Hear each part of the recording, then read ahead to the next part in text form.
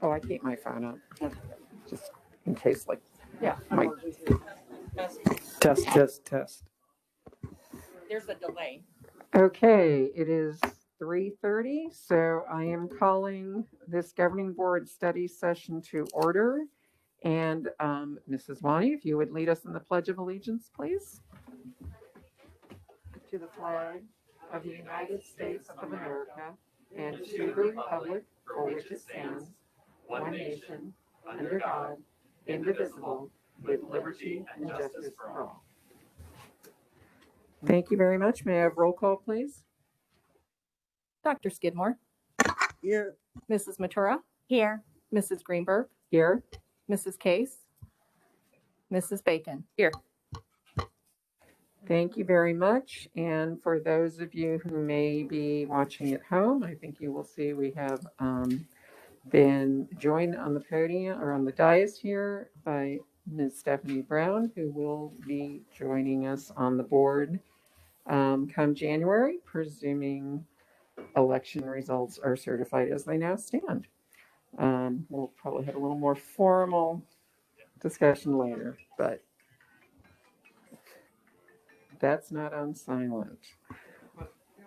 Okay, so we have two items to discuss on our agenda, and the first item of discussion is by the committee to revise the instructional model, and I will turn it over to Dr. Welsh. Thank you, President Greenberg, and good afternoon. Following up on our conversation and discussion at our last regular governing board meeting, we've collected feedback from our teachers regarding the current challenges with the instructional model and have been working to develop options for revisions that can be implemented.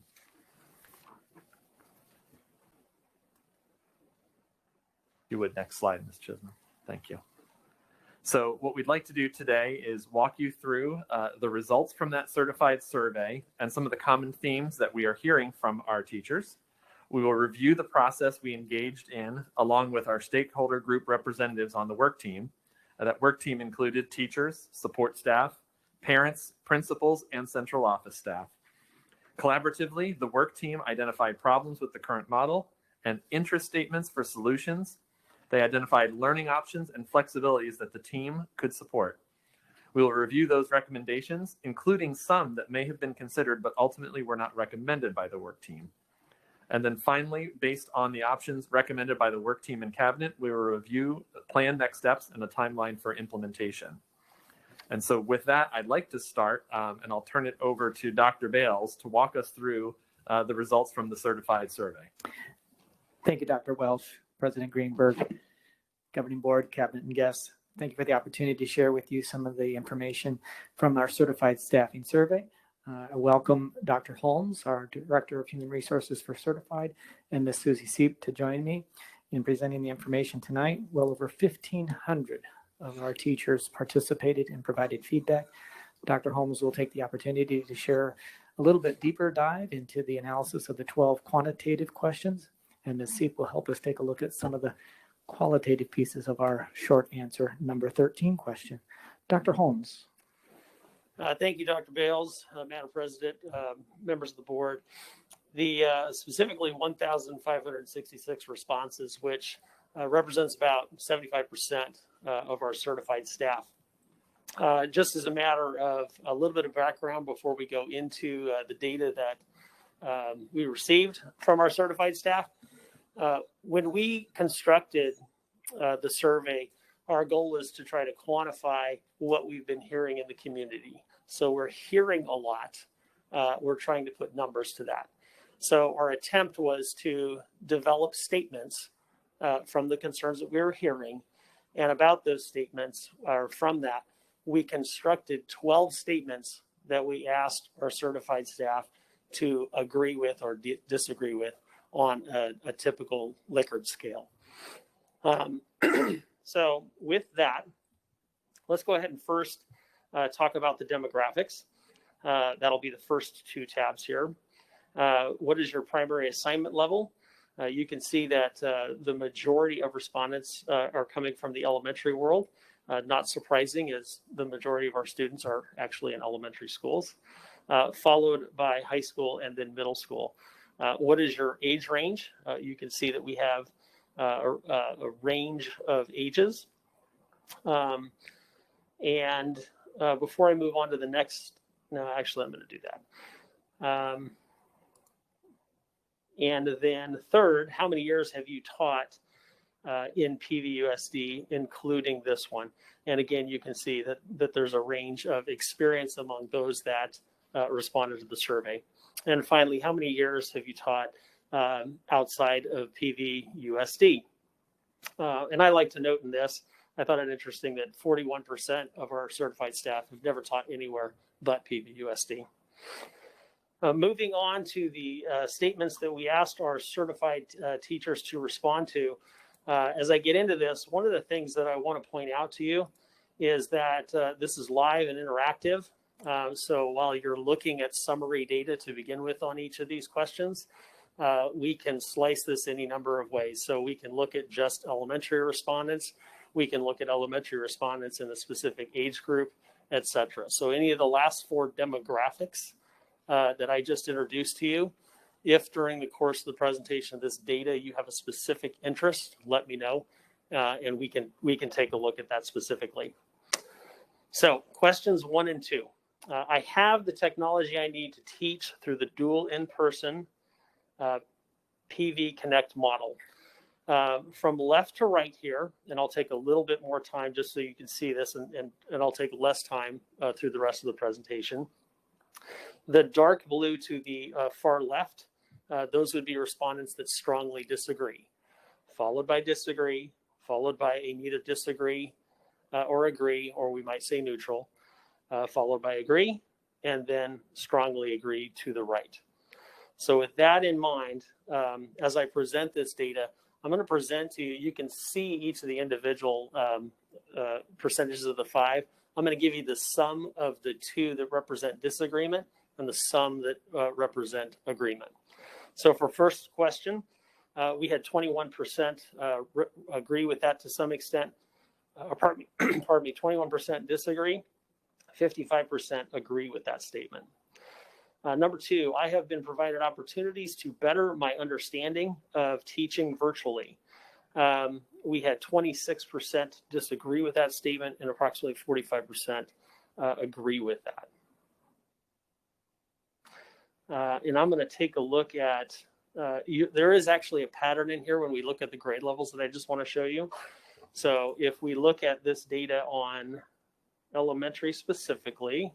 So governing board, you're going to want to take a look at the screen now, because I don't know that all your slides match. As he now dices this, slices this by level, you'll watch the slide change slightly, okay? So yeah, the paper copy that you have is the total data. What we're now looking at on the screen is just the elementary. And then we've got high school, and then we've got middle school. So there are some differences. One of the things when we get on to the next set of questions, starting with question 3, there's a clear emerging trend that you'll see, that the degree to which people disagree is stronger with our elementary teachers and less so with our high school teachers, and middle school, as it would be, right in the middle. So that's a trend that we're going to see emerge. Okay, question number 3. I have an appropriate amount of time to plan to teach in person and virtually at the same time. Thank you for that reaction. There's a lot of disagreement on this, 75% with 9% agreeing. On question number 4, my overall professional workload requirements are achievable in a normal professional day. 78% disagree with that statement, 10% agree with that statement. And as I stated a moment ago, if we look at elementary, it's a little bit stronger. High school, not as much. Middle school, right in the middle.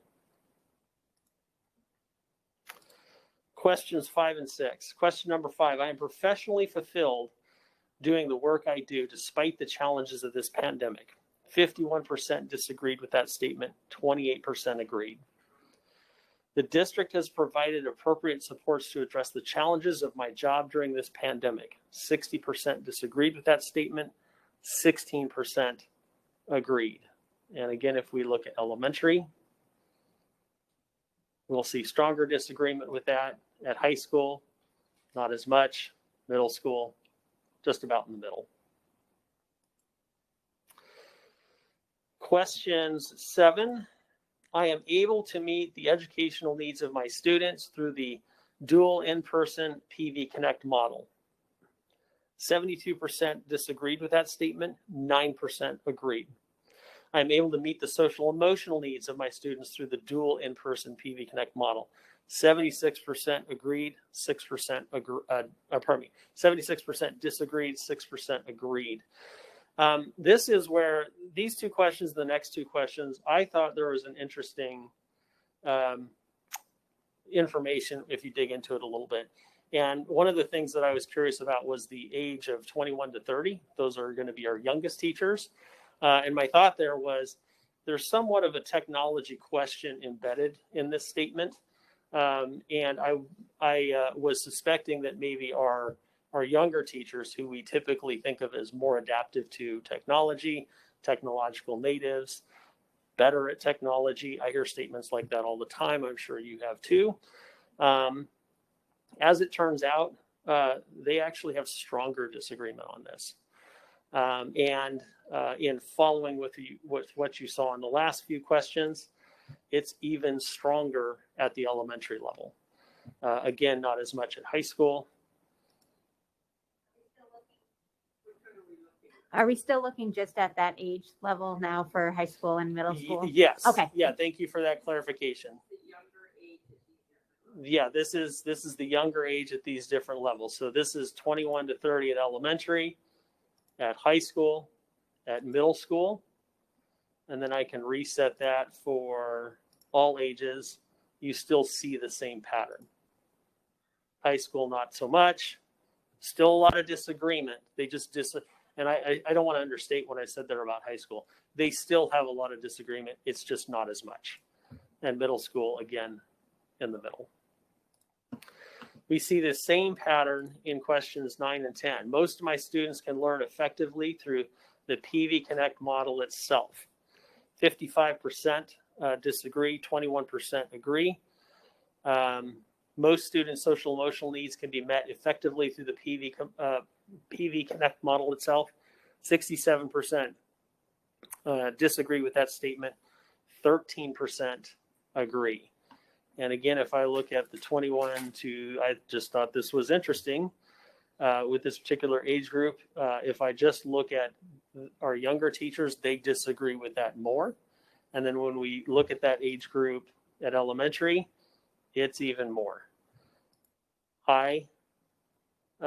Actually, not so much. They're a little bit more balanced on questions 9 on that one.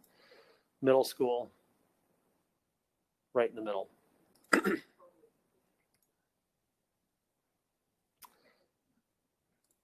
Question 11. My job has been equally satisfying virtually. Ms. Ventura? Sorry, can we see that Oh, yes. at all age ranges at the different grade levels? Yes, we can. Thank you. So that's elementary.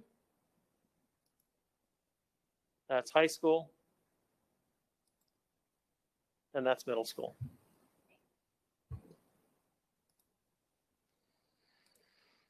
Last two questions on the quantitative data. My job has been equally satisfying virtually versus in person this year. 71% disagree with that statement. 13% agree. And finally, I've been able to maintain my professional relationships with colleagues in administration this year. 36% agree with that statement. Or pardon me, 36% disagree with that statement. 40% agree with that statement. We did ask one question that was open-ended, and I don't want to I'm going to misquote slightly, but it's what is the one thing that could change immediately that would help me and my students be successful? That is going to be a qualitative question. Susie is going to review those results. Before I hand the mic over to her, though, I will ask you, do you have any questions about the quantitative data that we've collected, or do you want to take a deeper look at any piece of this? Yes. Board member Case. I have a general question. Have the teachers and the staff seen the results of this survey? Okay. Ms. Seep, could you answer? I think we gave you permission the other day to share the results with your membership, but they have not been distributed to the 2,000 teachers that were asked to participate. But we did want to give her permission to share that. Susie? People who had asked to see it, I've shared the graphs with them from the original data, not these bar graphs, but the pie charts that just showed the original percentages. I think you would have gotten that on the day or two after. Yes, I think we the shared survey those with came you out. on Friday as a precursor with the committee as well, the work team that met on Monday. And then we did the same presentation with the work team on Monday. So thank you to Susie and Dr. Holmes for putting things together over the weekend as well to make it happen. So yes. Oh, okay. So the general population of teachers and staff have not seen what we're seeing. That is correct. Okay.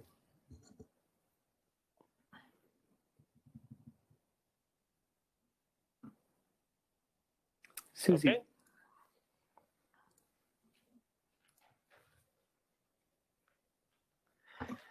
Thank you.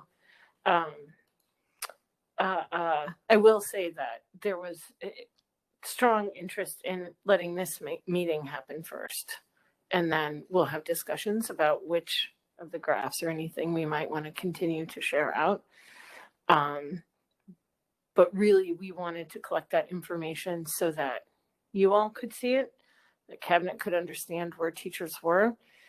There were 1,435 responses to this question, which is important because the survey did come out during conference week. It was open for a couple of days. Anyone that took the time to type out an answer to this, I think, hopefully you've already seen how little time they feel like they have. If they took the time to answer it, I feel like it matters. 919 people want to see an end to dual modality teaching. I tried to include what comments I thought best captured the overall group. This one I have the feeling of ineffectiveness that teachers feel is what really overwhelms them about the dual modality. They don't resent the kids who are staying home. They don't resent the kids that are in person. They just don't know how to meet their needs. They feel that their attention and expertise are always split and that they're just not meeting anything. 24% of teachers, 344, mentioned time. The amount of responsibility and expectations set are what we need to get rid of. We cannot do it all, along with additional expectations, and meet all our needs. There's no time for all that is being expected for both student and teacher. 311 people talked about being exhausted, overwhelmed, or ready to quit, being unable to keep going. Conferences, stat meetings, SEL work, making distance learning packets, planning for in-person homework, meeting with parents. This is too much for teachers. We need something taken off our plates. We've gotten more and more with less lunch time and less prep time. Nothing is ever taken off. Teachers are superheroes, but my goodness, we cannot take any more.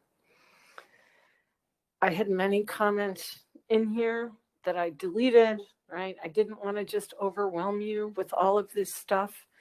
I hope that you will note 311 separate people, 400 separate people, 919 people can't see a way out of what they're being asked to do. To me, that's the important part of the qualitative piece. Thank you, Susie. Thank you, Dr. Holmes. Dr. Welsh, myself, Susie, and Sean have read every one of these comments, and they are 66 pages worth of comments for this one question. And thank you, Susie, for taking the time to provide us some summary data of all of that. But I want teachers to know that Dr. Welsh, myself, Sean, and Susie have read every one of those comments. So thank you. Finally, I'd like to provide some commentary regarding our workforce as a whole. Support staff and administrators have similar feelings of stress and digital fatigue.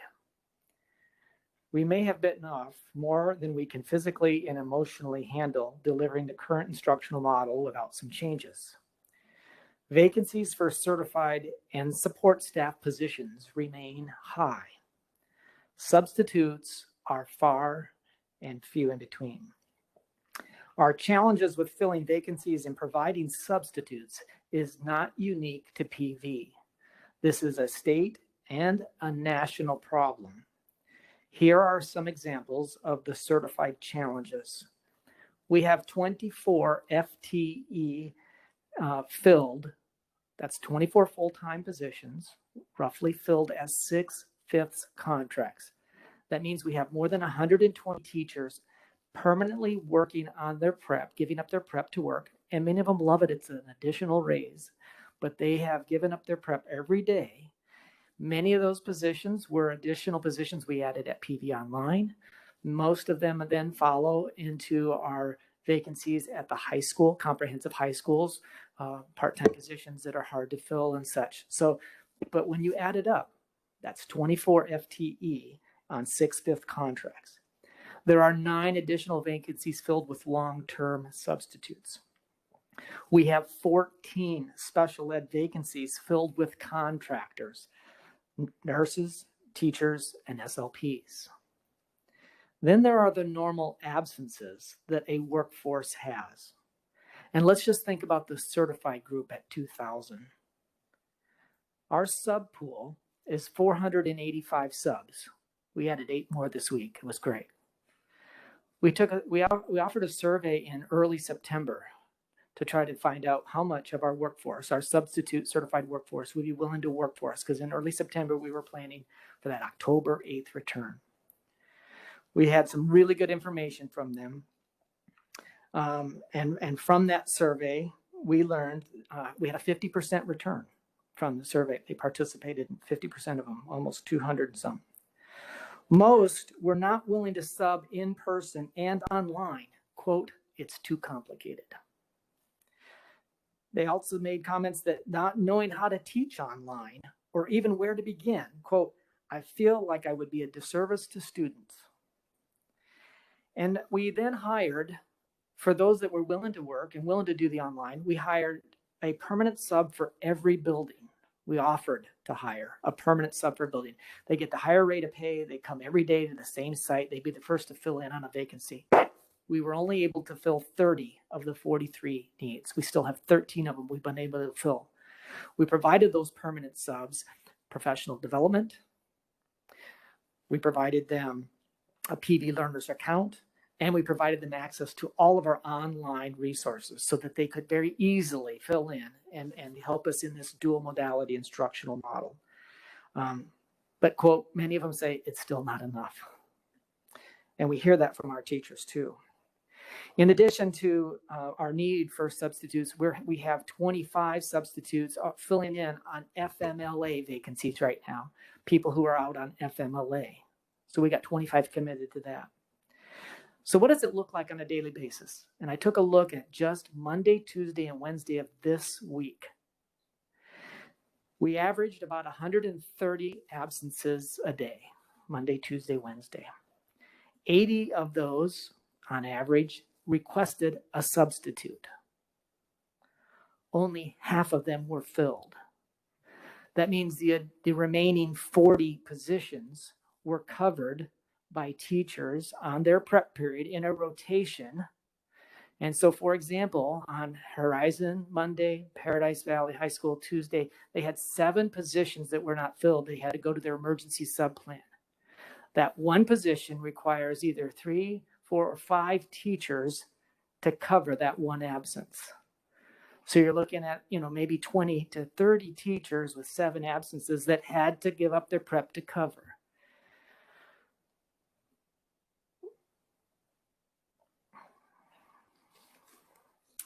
I think that tries to give you a little bit of perspective on the workforce stress that that not only have our certified teachers described to you in the survey, but that they're dealing with. We've put more on their plate, right?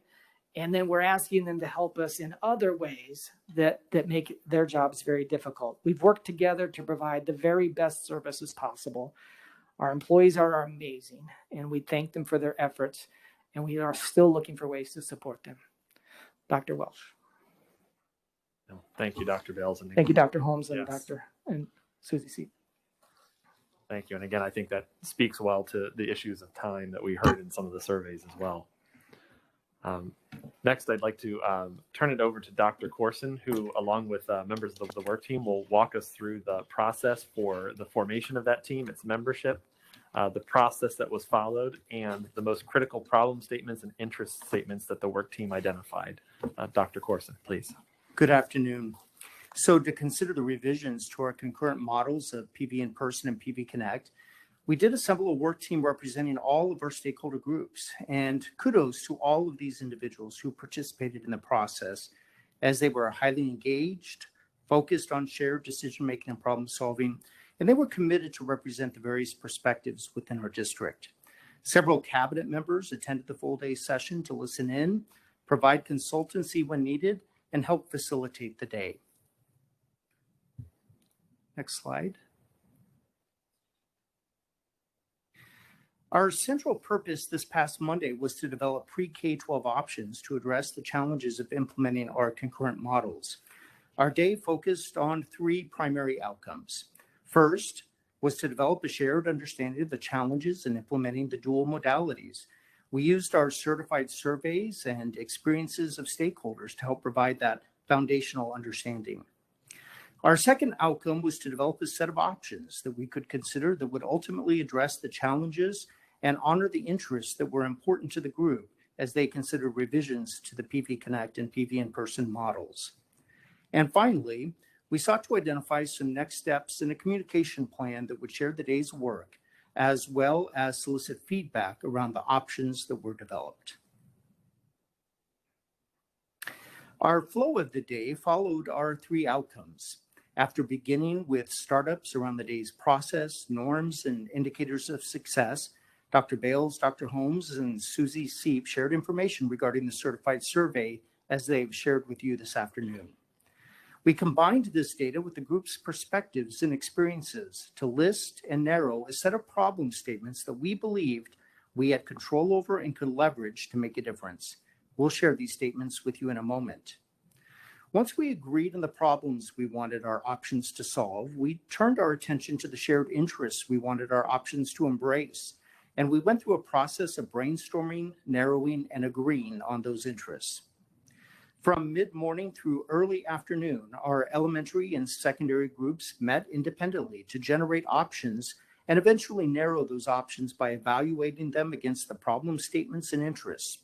Each group then presented to the whole group for additional feedback and discussion. We completed the day by generating some ideas around communication and next steps, and then evaluated our day's work around the results we produced, the process we followed, and the relationships we built. Jessica Wani and Sean Webster, who were valuable members of this committee, are going to share with you some of the problem statements that the group generated. Don't worry, I brought notes for us. I forgot my notes on my desk at work, so. What? Yeah. The first one was the structure of time, including the daily schedule, is not meeting the needs of our students. The current model is increasing the learning gap for certain populations. Do you want us to read all of them and then questions, or? Yeah. Okay. Students switching between the model frequently is creating confusion and stress to both office staff and teachers.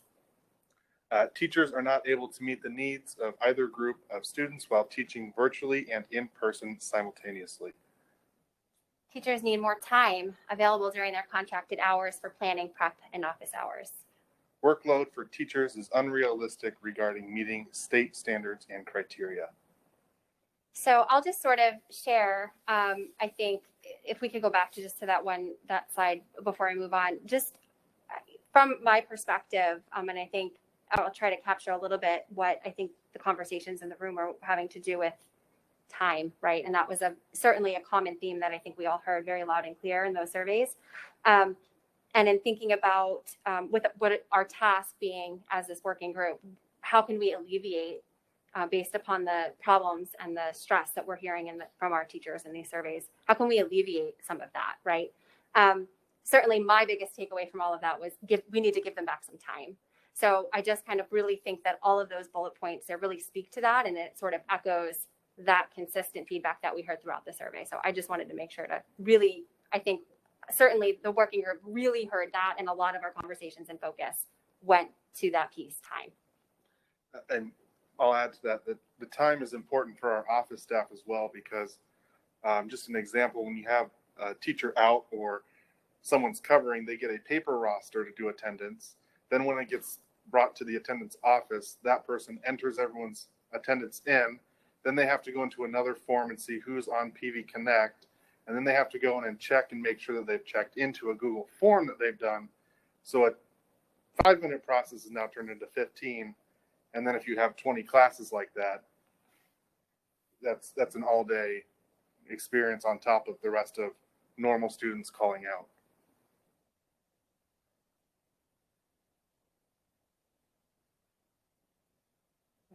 Great, thank you very much.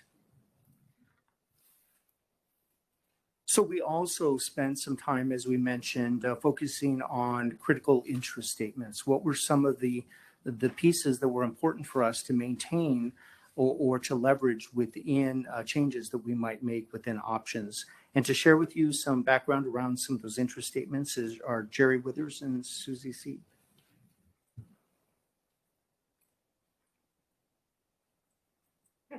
You can start us off. Okay.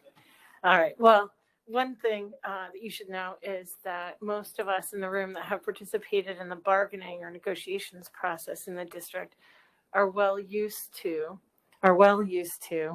the building interests first. And it's one of the central parts of our negotiating process is to make sure that we share interests with all the stakeholders in the room. The goal is not to try and get anyone's position across the goal line.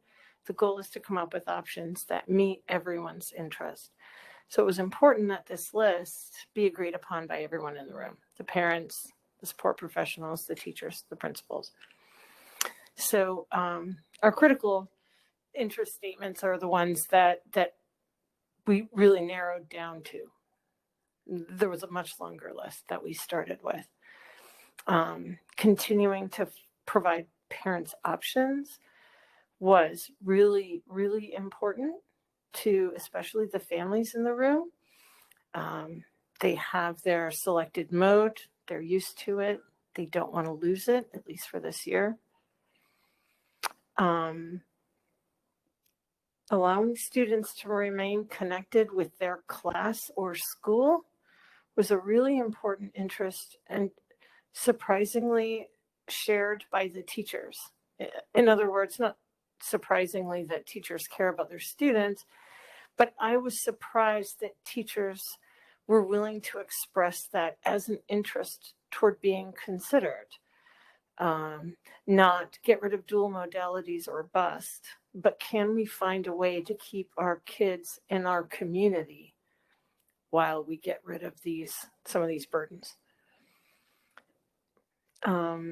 Continue to support unique and signature programs and singleton classes, right? We don't want kids to miss out on band or AP Calc or whatever. Create a manageable structure for the professional day. That was obviously, right, structure is not just schedule, but expectations and where you're doing things. Attract and retain staff. That's always an interest. I won't comment anymore. Allow for flexibility. One size doesn't fit all. That's a really important piece of what we're going to be, I hope, hearing about today. And reducing screen time, right? We know that the length of our regular in-person day is a long time for a kiddo at home to be looking at the screen. Last evening, we had our PVP meeting and we kind of discussed a few of these options here and interest statements. And, you know, I think the one that speaks loudly to all of us is that allow for flexibility, because we really don't feel that high school has to look the same as elementary and everything, that we can create plans that meet the needs of the students and the staff at each level. The other one is going back to the attracting and retaining staff. You know, it's not always easy as a principal to go out and hire new staff every year at your building and stuff. And I myself have had two that have already said that if we continue these models, we're going to switch to a different district next year that's not doing this to their teachers, because we want that backing from people. So that's concerning to me when we look at it. When you look at a school that I only have 30 classroom teachers, and already a couple of them are talking that way at this point in the year. So I think that's a very important. And then for the students, the screen time. I mean, it's especially when we're talking the elementary level and stuff. I couldn't imagine putting my grandkids on the computer for the time that we're asking them to be on. So.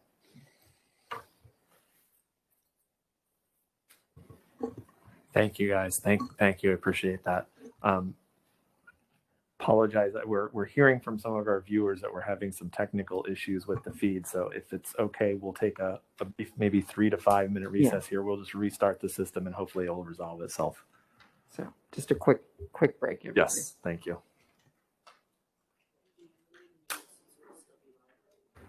All right, is everybody back? We're gonna continue our study session. We think we're still having some glitches, but we will have to address those at another time. Yeah, we'll do our best working through it here, but you know, we're having some trouble with that. So if we get it, then great. If not, we apologize. We're doing our best to get that resolved.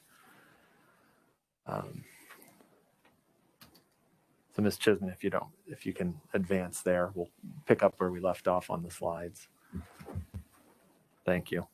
Dr. Welsh, may I just suggest everyone talk very distinctly into the mic and not sideways from it? You have to talk into it for it to be picked up on everything we're doing. Thank you. Yes, most certainly.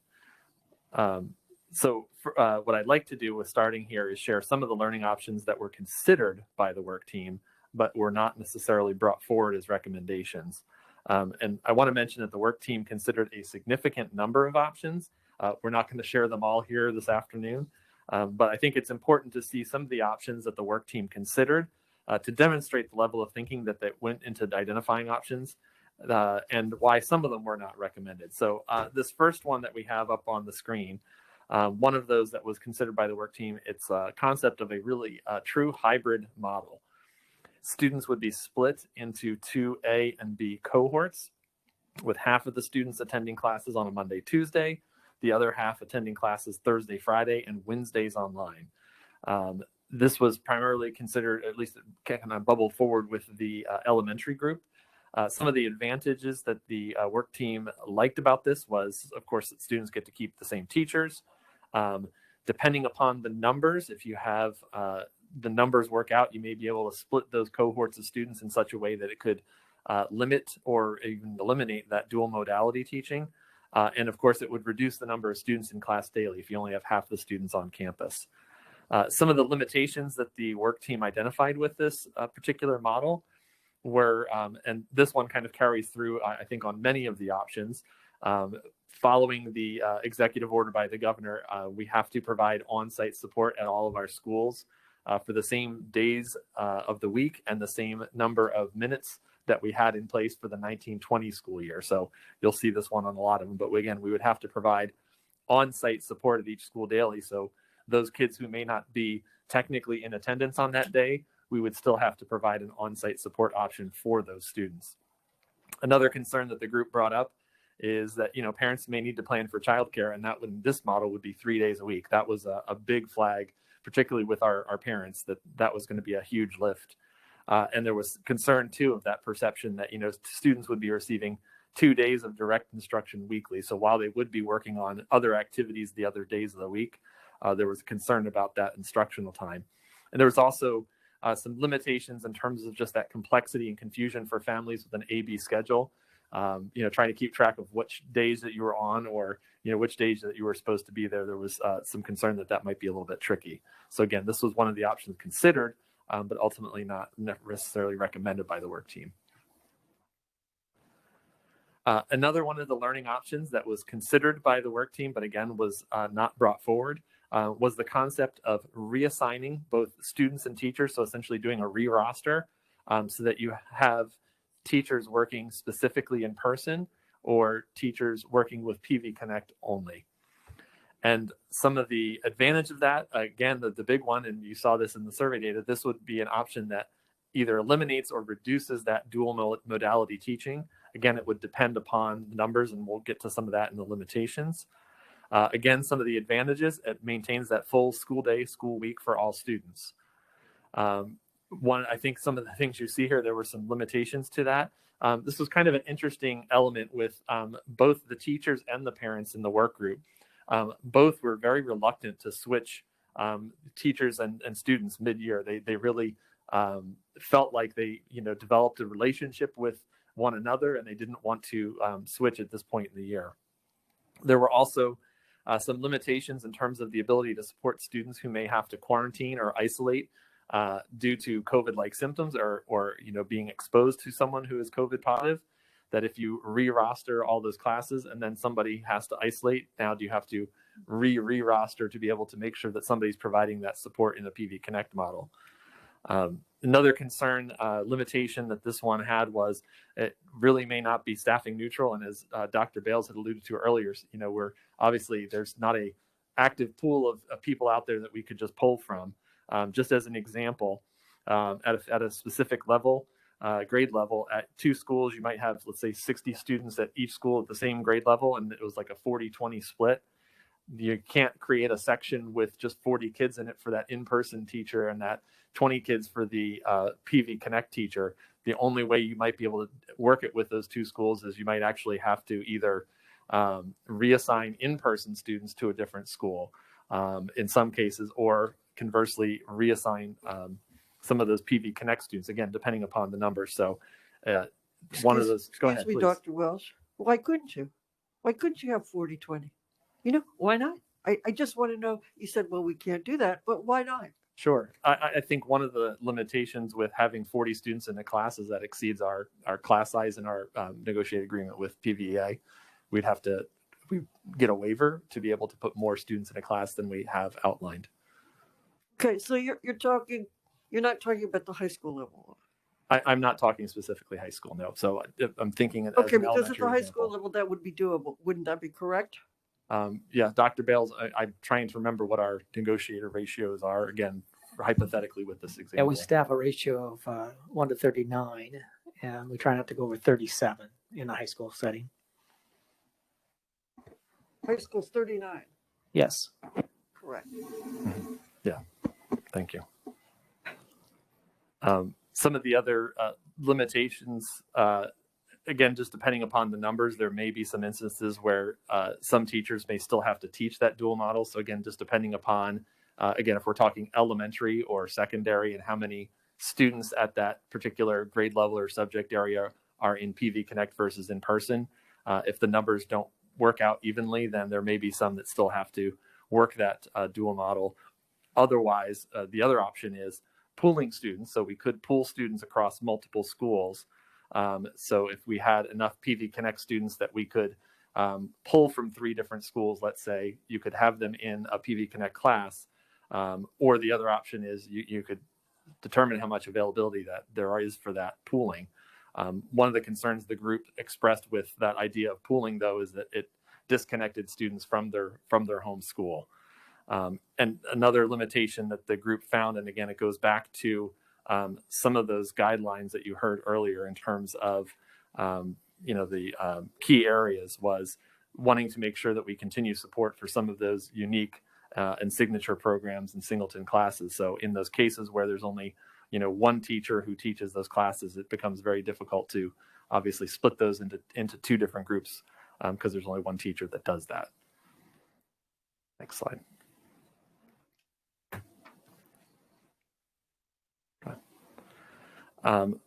Another option that was considered by the work team, and again, I think this was also something that was, again, a bit of a focus primarily at the elementary level, and maybe even, I think specifically too, thinking about kindergarten, because we know our minutes for kindergarten generally are not as stringent in terms of requirements from the state, was an idea of doing a split model. So where classes in the morning, AM, would be for in-person instruction, and then classes in the mid-morning to afternoon, PM, would be for PV Connect students. So teachers would have a roster with kind of a combination of both, but would be working with those students, and again, thinking of elementary here, would be working with each of those different groups at different times. Again, advantages of that: students get to keep the same teachers. It would eliminate that dual modality teaching.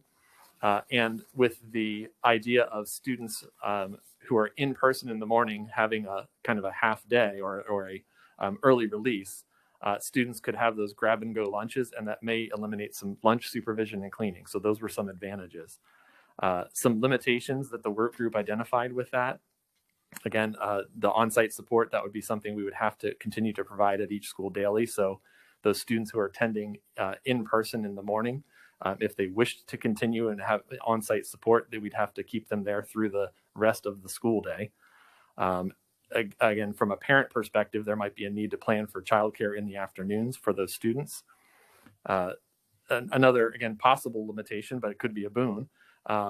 Numbers may not balance between that in-person and PV Connect. So if we're keeping the same teacher, and again, if I'm thinking of an elementary classroom with 25 students, you might have 20 students who wanted to be there in person and 5 that are in Connect. Again, not necessarily a horrible thing, but again, there may not be a balance there. That could be a little bit not in balance. A concern that was shared with, particularly from some of the parent perspective, is there's the perception there, again, with those half days or those shortened days, that it's really amounting to about 2.5 days of direct instruction weekly for really both groups. One of the other limitations, and this was something identified with transportation, are early release schedules. We don't typically do a lot of early release. We do have obviously early release days in our calendar, but if we were going to build in an early release, we would have to review all of our dismissal times to ensure timely pickup. Some of our bus routes for early dismissal days don't build in very tight to when that bell schedule ends at the end of the day. And so we may have to look at those dismissal chimes and adjust some of those in order to make sure that kids are getting picked up on time if we were to do early dismissal. And then finally, and this was something shared from food service, from nutrition, one of the things that we've seen with the grab and go lunches, while it's a great way to have kids be able to take things and go with them, we have seen that there is a lower level of participation in our lunch program when those daily to-go lunches are the option. I think one of the things I heard anecdotally, I know Jerry Withers and I were talking about it earlier today, is it gets a little bit repetitive sometimes with what's in those grab and go lunches, and kids ultimately kind of get a little tired of it, and they stop grabbing them. So again, just a limitation there.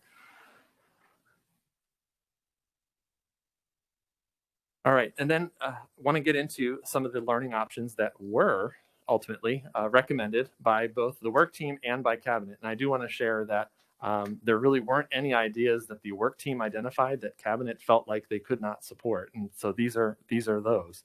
So next slide.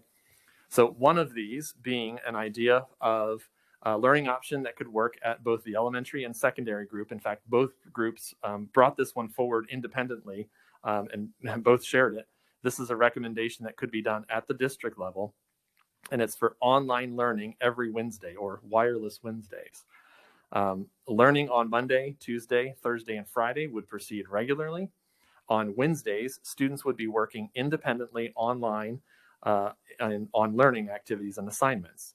This would allow teachers time weekly to plan, grade assignments, and collaborate. There would not be additional meetings or professional development or things scheduled on those Wednesdays. That is time for the teachers. Again, we heard clearly that was a need. Some of the advantages to the wireless Wednesdays, again, it gives more planning and collaboration time to teachers to be more successful with dual modality teaching. and students can keep the same teachers. Some of the limitations, it doesn't address that big problem, which is that it does not eliminate the dual modality teaching. Again, with many of these options, we would have to continue to provide on-site support. In this case, it would be for those Wednesdays. And that is, I think, certainly very doable if we were having to set that up one day a week. We believe that we'd be able to do that at school sites. And we would have the staffing, particularly, again, because we would have some of the even transportation folks that might be able to assist, much like they did last time, to be able to help provide that support. Again, a limitation that, if not in on-site support, parents may need to plan for childcare on those Wednesdays. So again, advantages and limitations to all of these. Another district level learning option that came forward, similar in concept to the wireless Wednesdays. And again, both the elementary and secondary groups brought this forward as a recommendation. It was favored particularly in the secondary levels. And this was an idea for daily early dismissal days. So students would follow an early dismissal schedule daily, and they would continue independent and online learning activities and assignments in the afternoons. This would allow teachers time daily to plan, grade assignments, and collaborate. And just like with those wireless Wednesdays, there would not be additional meetings or professional development time scheduled during that period of time on the early dismissal in each afternoon. Some of the advantages to this model, again, gives more planning time to teachers. Similarly, those grab-and-go lunches, it might eliminate some lunch supervision and cleaning. And another one was identified was it could reduce screen time for students as well. Some of the limitations with this model, again, that students might receive a little bit less direct instruction. There might be a little more of that moving to an online format. Again, parents may need to plan for childcare in the afternoons, and similar to our other model, anytime where we have kids out of school, we would have to provide on-site support at each school daily. There is some concern perhaps too that with the students already at campuses for that day, that there might be an inclination for more parents to take advantage of that opportunity to have on-site support. And so we might see more interest in that, which might be a little bit problematic. Again, does not eliminate the dual modality teaching. And similar to the other option we talked about where there were some early dismissal days, we would have to review those dismissal times to make sure we had timely pickup. Similar to the other one with the grab-and-go lunches, again, we recognize that the grab-and-go lunches sometimes have a lower participation rate. And another thing with the early dismissal days is in particular with those devices. Again, we know that at the middle school and the high school level, we were able to be one-to-one with our student devices, so they were able to take those home with them. At the elementary level, while we were on the PV Connect model, we have enough devices to be able to support our students, but it's getting pretty tight. There was a little bit of concern from the technology perspective with our number of devices being limited. If those devices go home for a day and don't make it back, then we might not have the devices that we need for some of those in-class digital activities. Some of the other things that came up too, and this was just an idea of, if there was a combination, because again, you heard in particular that the elementary really liked the idea of the Wednesdays a little bit better, and that the secondary group really liked the idea of the early dismissal days a little bit better. If you tried to do a mix of the two, just one of the considerations to have is the family dynamics of students being off at all the same times or not, and what that impact that might have on supervision of students. So if the high school students were in class on a Wednesday, but the elementary students were off because they're on a wireless Wednesday, there may be some issues with attendance at the secondary level on the Wednesdays because some of those students may be supervising younger siblings. And one other thing that came up with this based on some feedback we got from principals is that for the seniors with a half-day schedule, if you have a half-day schedule and an early dismissal day, there was some limitation that some of those students might not show up to campus if they're only coming for a short period of time.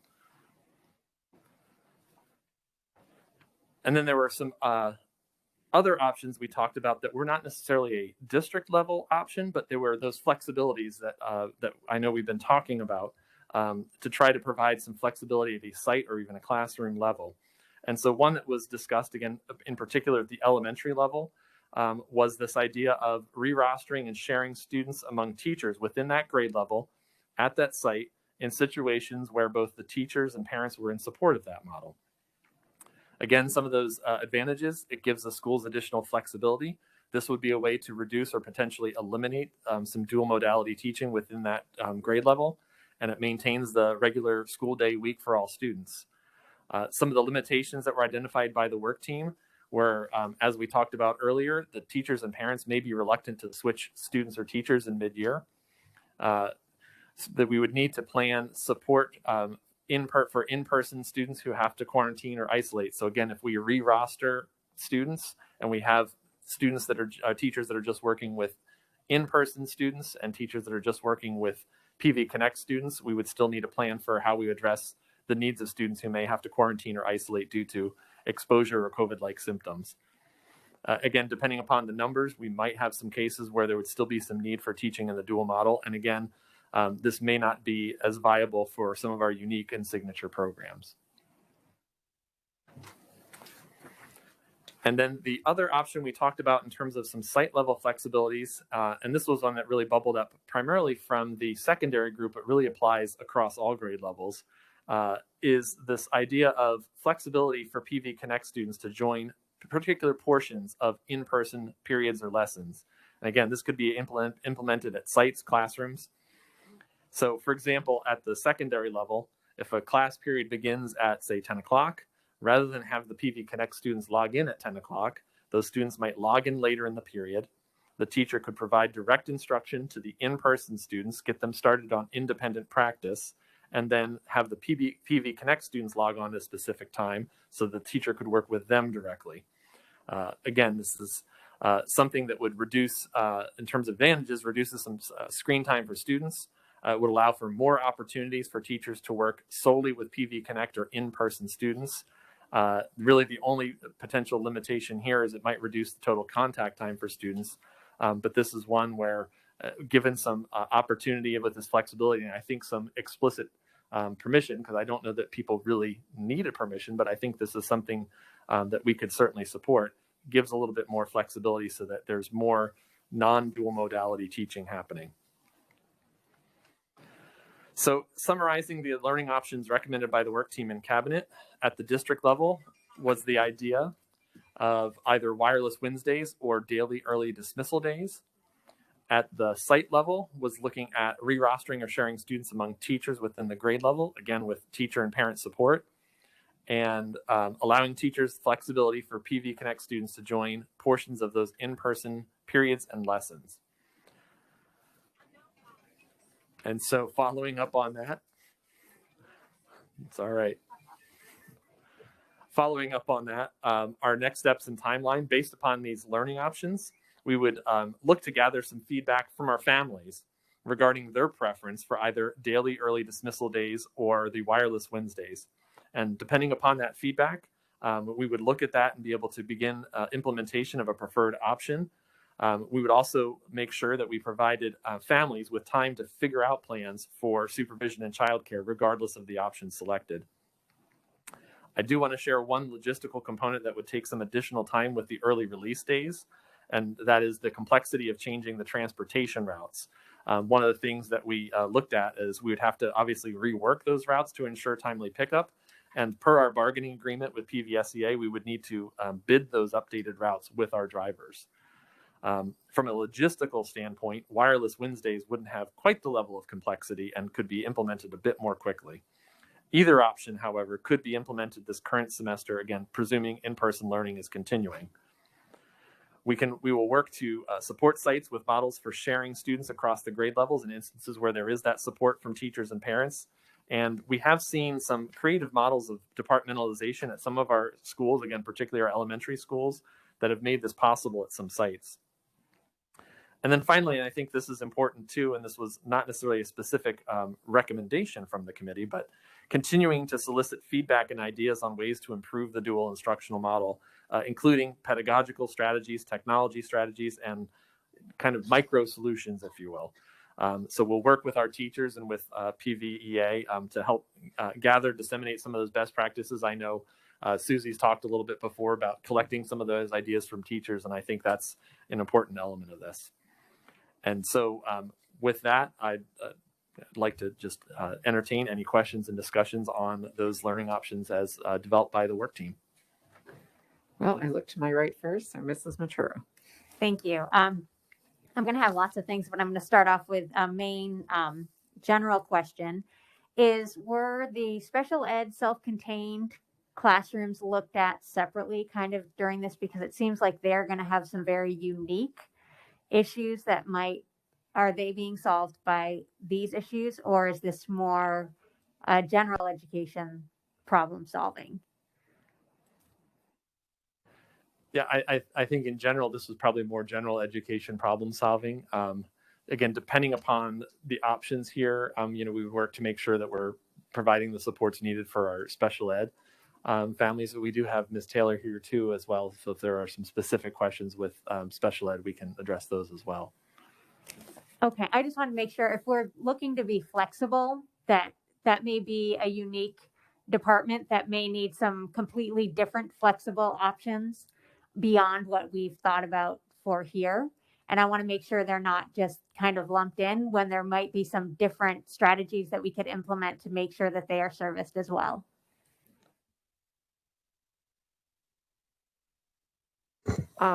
This is just an easier to answer question.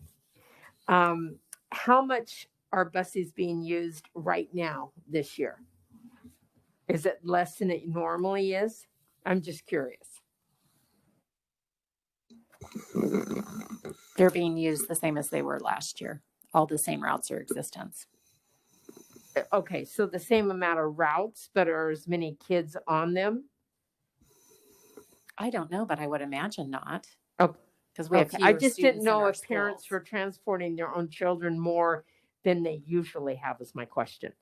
I don't have any feedback on that right now. I would have to reach out for additional information. Okay, I've a curious question because some of that, what we decide later, that might have pertinent implications to that. Thank you.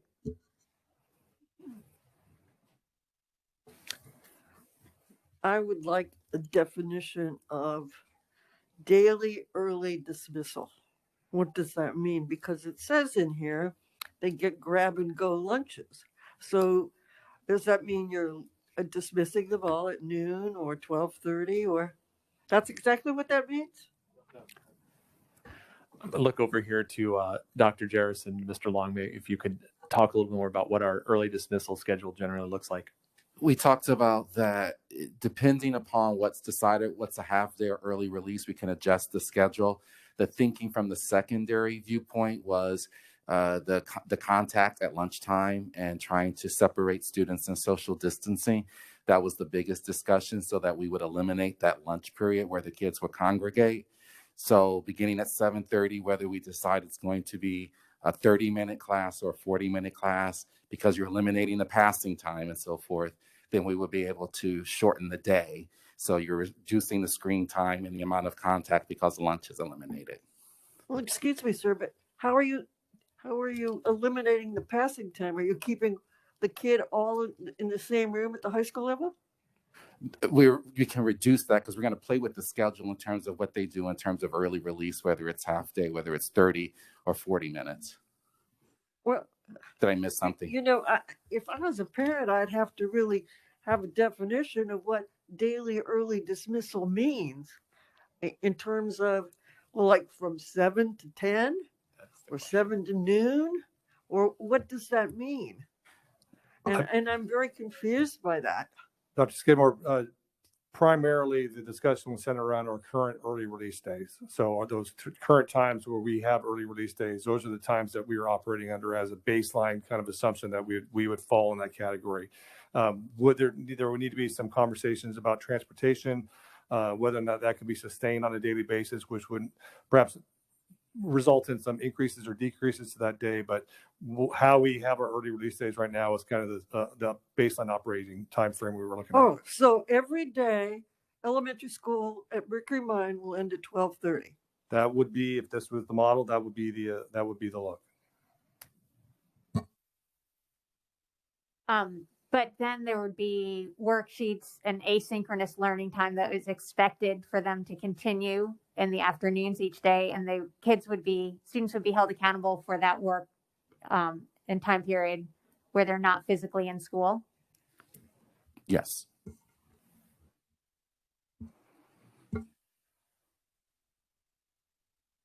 Mrs. Case.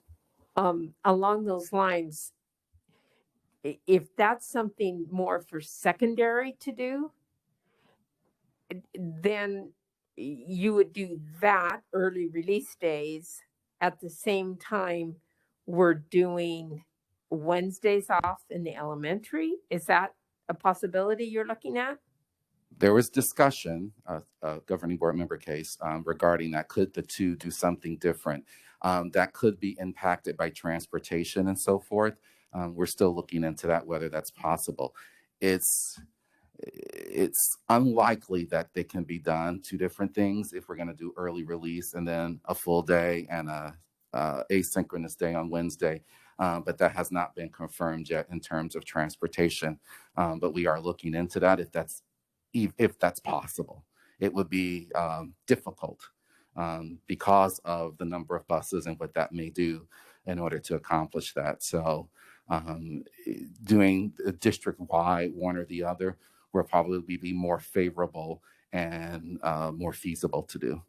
I know that we have to provide transportation. I understand that, but I never want our creativity to be limited by transportation. And we made sure that we didn't shut our ideas off to that possibility, because that was more of a secondary driven alternative for the half days. Okay. Mrs. Bacon. So first, we don't have to provide transportation. It's not a law that we have to provide transportation. We provide transportation because that's what we do. So that's just, I want to put that out there, that the district is not required to provide transportation. So it's one of that's the policies you've set. So you would just change your policy. Excuse me? It's just a policy that you have adopted. You could choose to change your board Right. policies. Right. I think the one thing for me that's the elephant in the room that we're not really talking about is the desire for 900 teachers to get rid of dual modality and the difficulty of getting rid of dual modality. And I think, you know, when I've been thinking about this, so let's say we have a grade level that has, because I don't do math, let's just say we have 3 classrooms of 25 each. So I can do this math, right?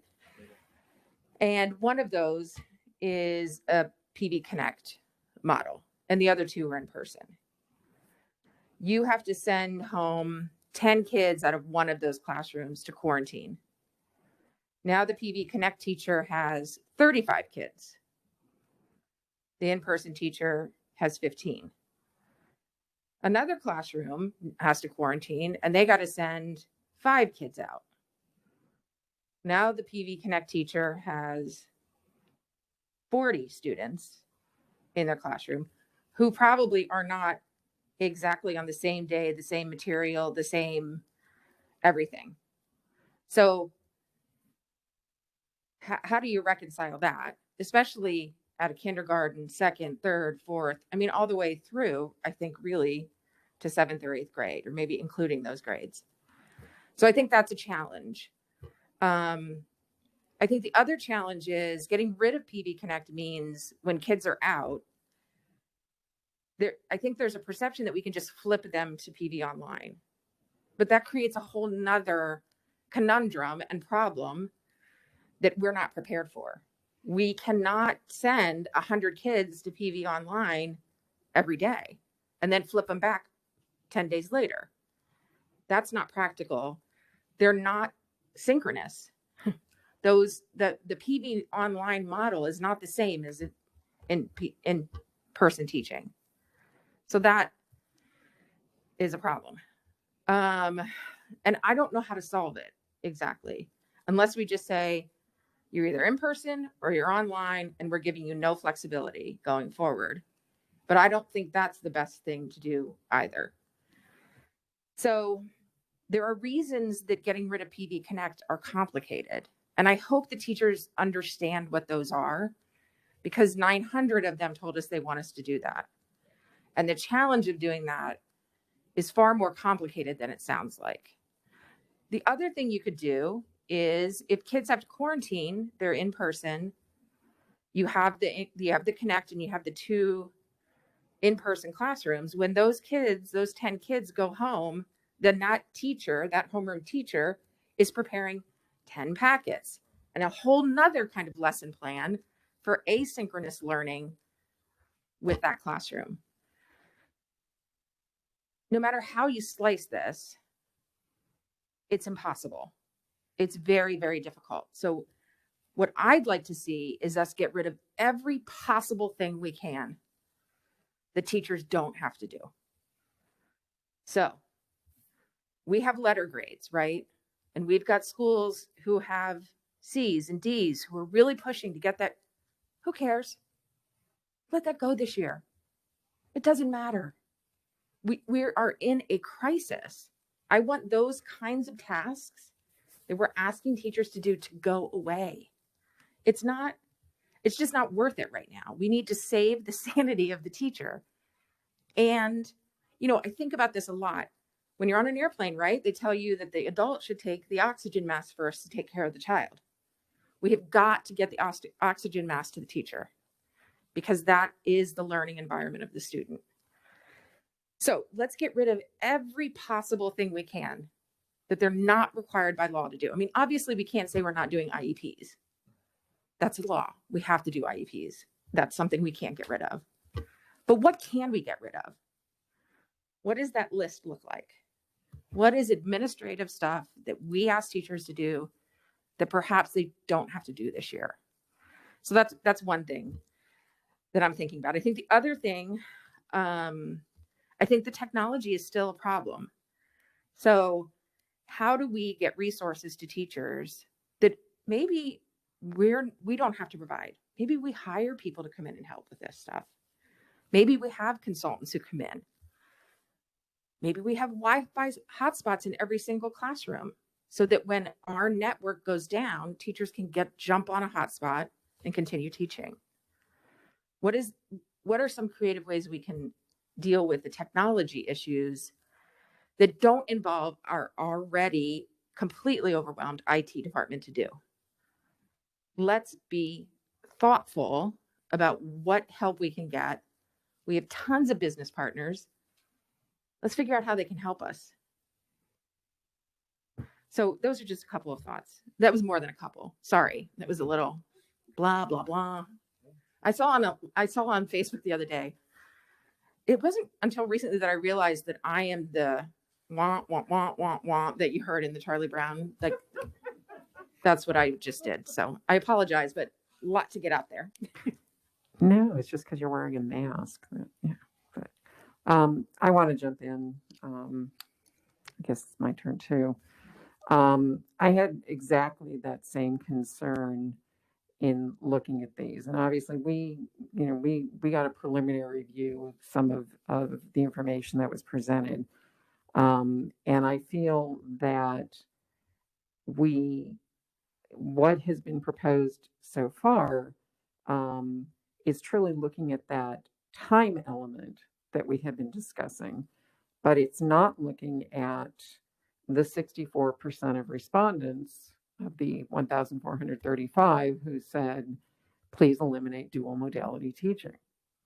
I get the feeling that we are taking steps to help some of that by returning time,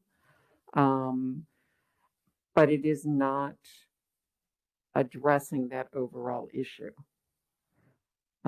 I very much appreciate the fact that we have included the word flexibility where we can throughout these presentations, that Mr. Withers talked about that as a need, as principals seeing that's a need. Ms. Seep talked about that. I'm not necessarily seeing that built into what we're looking at here. I'm seeing more, again, these seem to be more considerations of time. I think the idea of re-rostering may provide more flexibility. but I'm not feeling a whole lot of love for that idea, to be honest with you, when it was presented. So I don't know, that seems to be like kind of a maybe. But I actually think that that's one that we, in reality, have talked about quite a bit over these past few months. You know, we've talked quite a bit about if you have your 3 classes of 25 and you have 25 students who want to be in PV Connect, that they are in PV Connect, and the other 50 get split between the other 2 teachers, and you know they may not be the teachers they started with. And it feels like that, there's just very mixed feelings over that sense of moving to a different teacher potentially. um, I I believe that in addressing the time issue, I would hope that we can reduce a lot of the stress we're seeing. I mean, I just, when Susie presented, I heard the stress in her voice that was, that's magnified by every one of the, 15, 1,566 teachers who did complete the survey, and the 1,435 who actually responded to the final question. I would hope that when we talk flexibility, we look at how we can deal with micro solutions. I mean, I had a discussion with Dr. Welsh. I feel like what we're seeing here is a sort of macro solution, and it's not addressing the myriad micro solutions. And we all know we're not one size fits all. So those micro solutions are just, some are going to work for some and some are going to work for others. And so when we talk flexibility, I hope we can keep that all front and center. And I agree with what Mrs. Bacon said. If there are things we can take off of everybody's plate, let's take them off everybody's plate. If we have state requirements to do things, let's figure out the way we can do them most effectively, most efficiently. But beyond that, it is a year like no other. And we know that by now. We're almost halfway through it as far as the school year goes. And so we really need to be figuring out how we can, how we can reduce this stress and increase. One of these slides talked about increasing success with the dual modality model. I don't think, what I'm hearing is it's pretty much impossible. We've used the word unsustainable. And I think we have got to find the solutions that are going to work. And dual modality just does not seem to be. It is solving it's solving some of these bigger, and it's working for some, but the stress level is dramatic. And Mrs. Greenberg, I think that we should direct Dr. Welsh as a board and say, dual modality teaching needs to go by January the 2nd. You need to figure out how we can do that. Now, if it's going to cost more money, if we're going to need more personnel, Dr. Bales, I don't know. But I do know I was speaking with the principal in this room at the back of the room, and he said to me, this can be done school by school. So if that's his purview, then I think that we need to work toward that goal. Because if we don't, come January the 2nd, we have, I believe your survey, Mrs. Seep said, 90 folk who are no longer going to teach for us January the 2nd.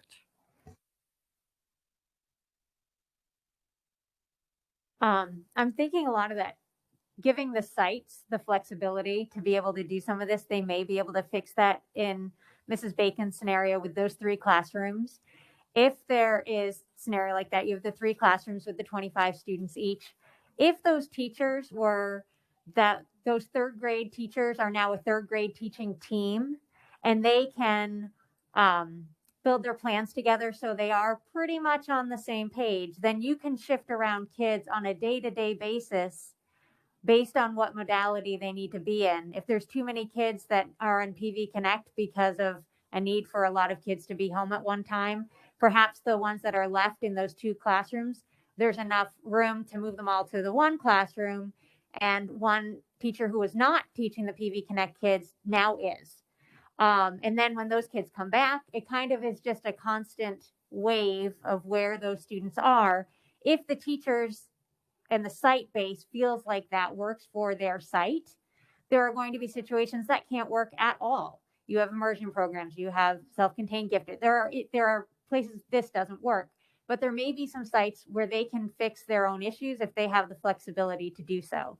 And so if we are allowing and expecting flexibility at all sites, and we're allowing the teachers to work with their site leaders, and the site leaders are willing to work with their teachers and come up with these out of the box things, and they have the permission to do so, then they probably can find site-based decisions that really may be able to fix some of these issues if they're given permission to do so, and that may alleviate some of it. So if we can do these macro and allow the sites to work on the micro, we may be able to solve for many. That we're never going to fix it all.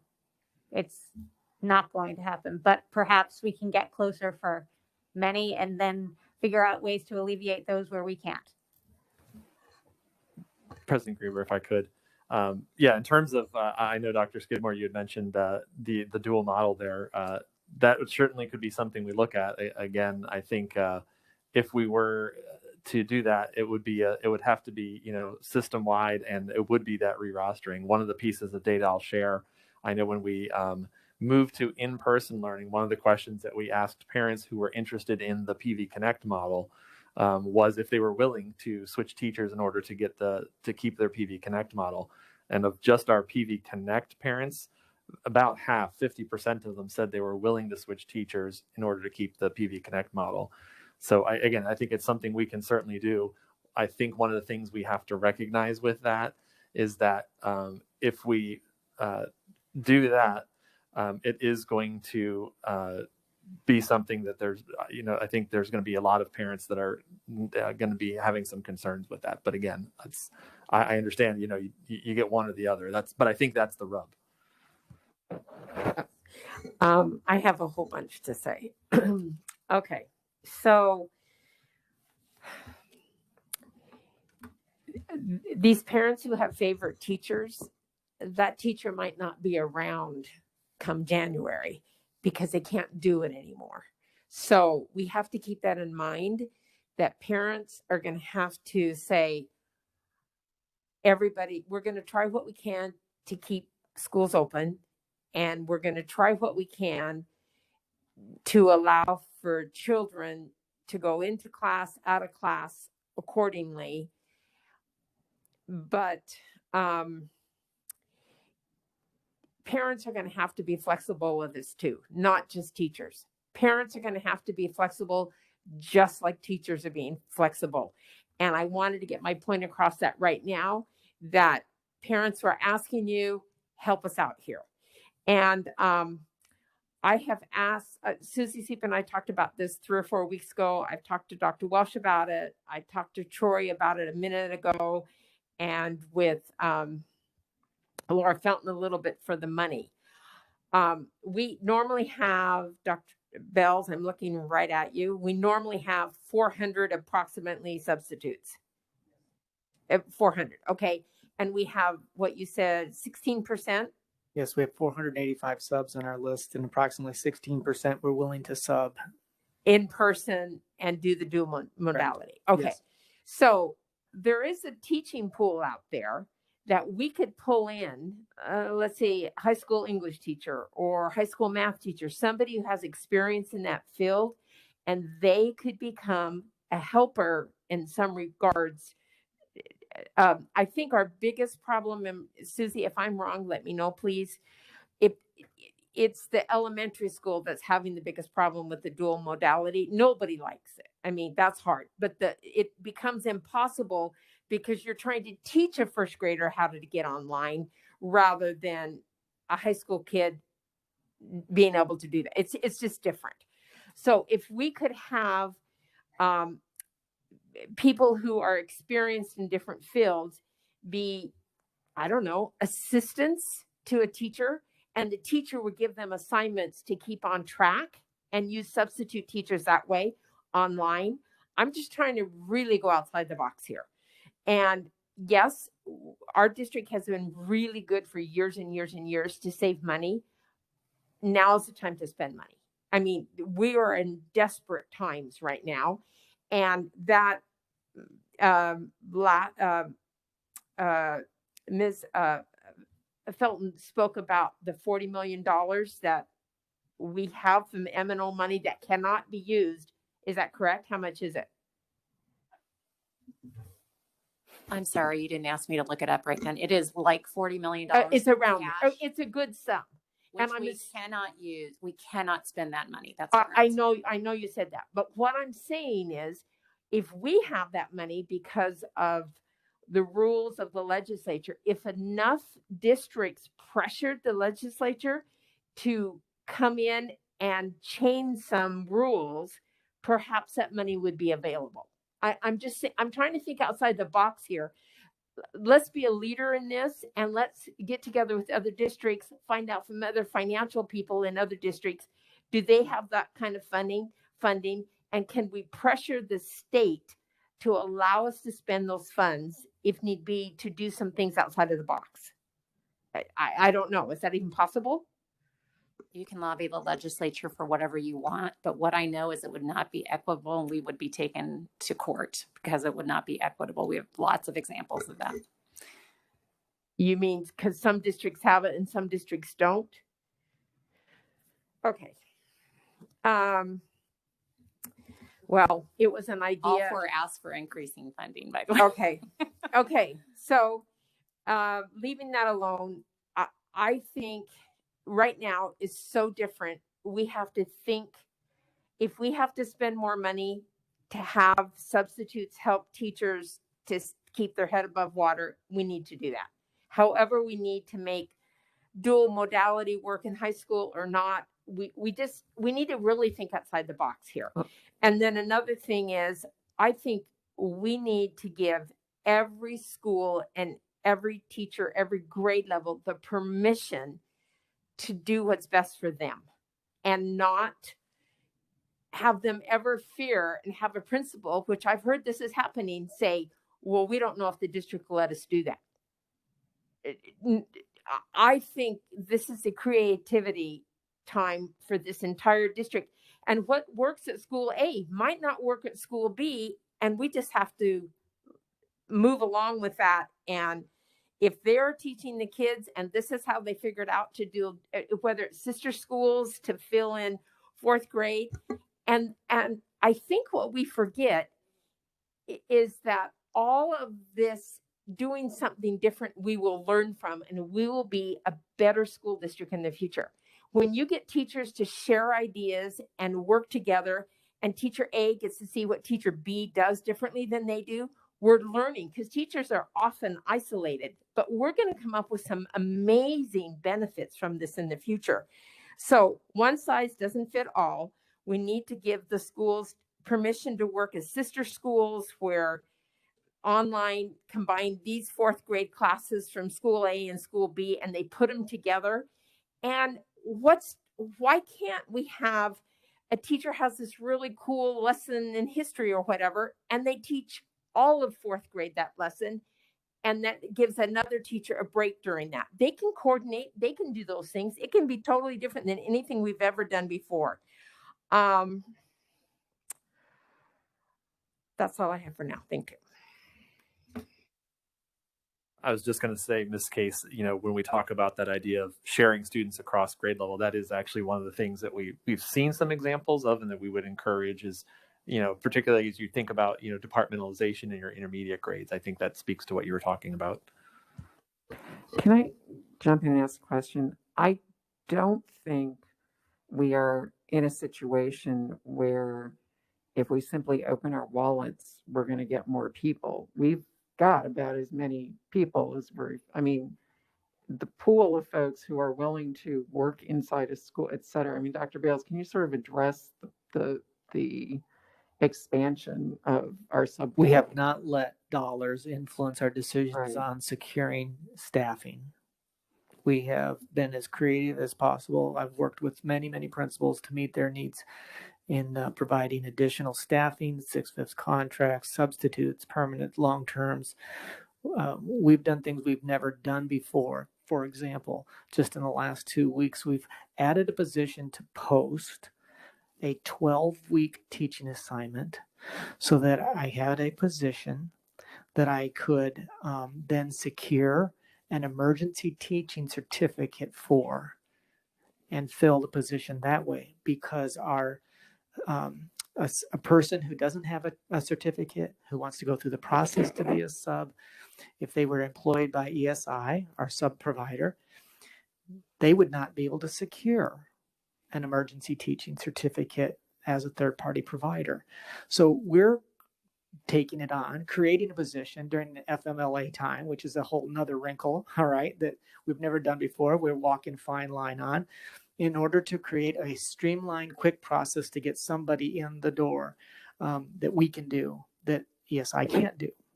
So money has not influenced our decisions in trying to meet the needs of our sites. And we're willing to put whatever efforts we can in putting more bodies. And I'll be happy to reach out and find out if there's subs that want to work. But there are also challenges with having them as a partner in that online environment with a teacher. We see this in our VIP program and getting them onboarded and trained to be an online tutor. There are challenges with that, and most of them are not comfortable, all right? But we will certainly ask, and we will solicit their interest and get them if they want. But it is not easy because they don't have a PV Learners account. They won't have access to the online resources. They're not an employee yet. If they're, we can do some of that stuff like we did for the 30 permanent subs we already have. We'll try to cover and get over, under, around all of those hurdles, but they're just not easy and they're not quick. But we're happy to do it. And there aren't really the bodies either. I don't mean to put it that way, but we're not talking about an expansive pool of people we're trying to attract. That's right. The entire state, the entire country is facing a shortage. That's right. Okay. And people in the sub pool have the autonomy to decide when they want to work and when they don't. And they're choosing not to work now because of the community spread and issues that around COVID. That's what they tell us. Thank you. Mrs. Bacon? Yeah. So I wanted to just go back to the micro solutions, and I want to be thoughtful about how I say this. I am concerned about micro solutions, including solutions that not all of our schools can execute based on resources. So, for example, when I was PTO president at Sonora and Sky. If they came up with some creative solution that needed $75,000 to execute, guess what? The PTO could give them $75,000. It doesn't happen at most schools. So I want to be careful about drilling down into the classroom or the grade level, because I don't know that we're going to ensure an equitable solution with that. And that concerns me significantly. So while I do think we have to have site-to-site flexibility, I think we also have to be mindful of the fact that we have to look at this from an equity perspective as well, and not just they're creative, they can do it, let them do it. So that was the equity issue is something I think we have to think about. Mrs. Matura? Couple of things. I really liked, we kept hearing over and over and over again that the time we're making for teachers in looking at these different models is time that is for the teachers. It's not time that can be filled up by someone else. It's time that the teachers have to fill up in ways that most benefit them. And I think that's really important to protect that. And so I appreciated that seemed to be that everyone agreed with that. And so I appreciate that is the model we're looking at. Additionally to that, because this I know will come up as a parent question, is because if we use these models, a half day or the Wednesdays, wireless Wednesdays, there still will be times that there are professional development days on the calendar for the teachers, and that schedule remains. It doesn't remove the need for that because the teacher time is blocked for the teachers, and the professional development days are already on the calendar. One doesn't reduce the need for the other. Absolutely correct. I think that's a great point to delineate there, that it doesn't eliminate the need for professional development and PLCs and those kinds of things, which we have built into the calendar in other places already. Okay, great. I would really like to see some information about how to make it possible that if the best model really is different for secondary as it is for primary, and we're looking at a transportation issue, I want to see that looked at, because if that's the only thing stopping it, we need to, if that really is going to be the best way for our teachers and our students to learn, then we need to try to make that work. And I know there will be issues, but if that's what come out, if we're looking at some survey data, and I know the mention was that it may be a problem for supervision on Wednesdays if the siblings are on, but I'd like to see how many would really be impacted by something like that, and is there a different solution? Perhaps if the dual modality continues, if that really is the situation, can that student do PV Connect that day to take care of their sibling? Or because of the on-site learning, does that remove the issue for that family? How big of an issue really is that? Because I would hate to just toss out a model because we think it might be a problem and yet it's something that we can mitigate. But if that really is the best mode, I don't want that tossed out. So I would like to see the feasibility of that. Yeah, thank you, Ms. Matura. I know that is something we're working on in terms of having transportation investigate. I know Mr. Long spoke to that earlier too, but we are looking at that to see if that would be a viable option or what that might entail if we were to adopt one model at the elementary level and the other at the secondary level. One of the things, to your point about the supervision, I think that's a question that we could certainly ask parents to see how much of an impact that would be, whether, again, it's something we identified, but how prevalent is that issue? So I think that's something we could certainly ask and help inform that decision process. And then again, perhaps look at some options to address that if we do see that is an issue. Just along those lines, something else I had discussed with Dr. Welsh is, another permutation of that may be by feeder system, that we may find one of our feeder systems prefers wireless Wednesdays and another might prefer the early dismissals. Is there a way we can creatively deal with that in terms of transportation, supervision, et cetera, et cetera? So again, there may be flexible overtones even to some of these models that we're looking at. And if I could just to follow up, that's another thing I know that we're investigating. Should that be how it hashes out, which again is obviously an if, but right. We'll investigate to see if that is an option. Right. I want to point out too, one of the things with that one in particular too, we have to keep in mind is that our feeder alignments are not clean. So that's obviously something to consider in that, but it's something we'll look at. Right. And quite honestly, even if it's, elementary, secondary, that's not always clean either. So I think Mrs. Bacon, were you? So I want to complicate this a little further because it's not complicated enough, I'm really concerned about K2 continuing in dual modality. That's the group that I'm most concerned about. So Pre-K, yes. From the minute we take them, whatever that is, pre-K to second grade, that pre-K 2, I'm really concerned about that, them continuing that dual modality. So is there a way that they're doing the half day PV Connect, half day PV online, or PV in person? It's totally different from what the 3, 4, 5, 6 in that school is doing. So that's another wrench to throw in this. But I just feel like kindergartners, I can't even imagine, first of all, I can't imagine being a kindergarten teacher when they're all in the classroom at the same time. Then having to have them both be online and in person, I have no idea. They're just angels on earth there. So that's something else I just want us to think about too. Can I ask Susie Seep a question during part of this since she's done presentations? Yeah. Is that okay? It's a study session, yes. Yeah, okay. So, you receive many more letters than I do, and you talk to many more teachers than I do.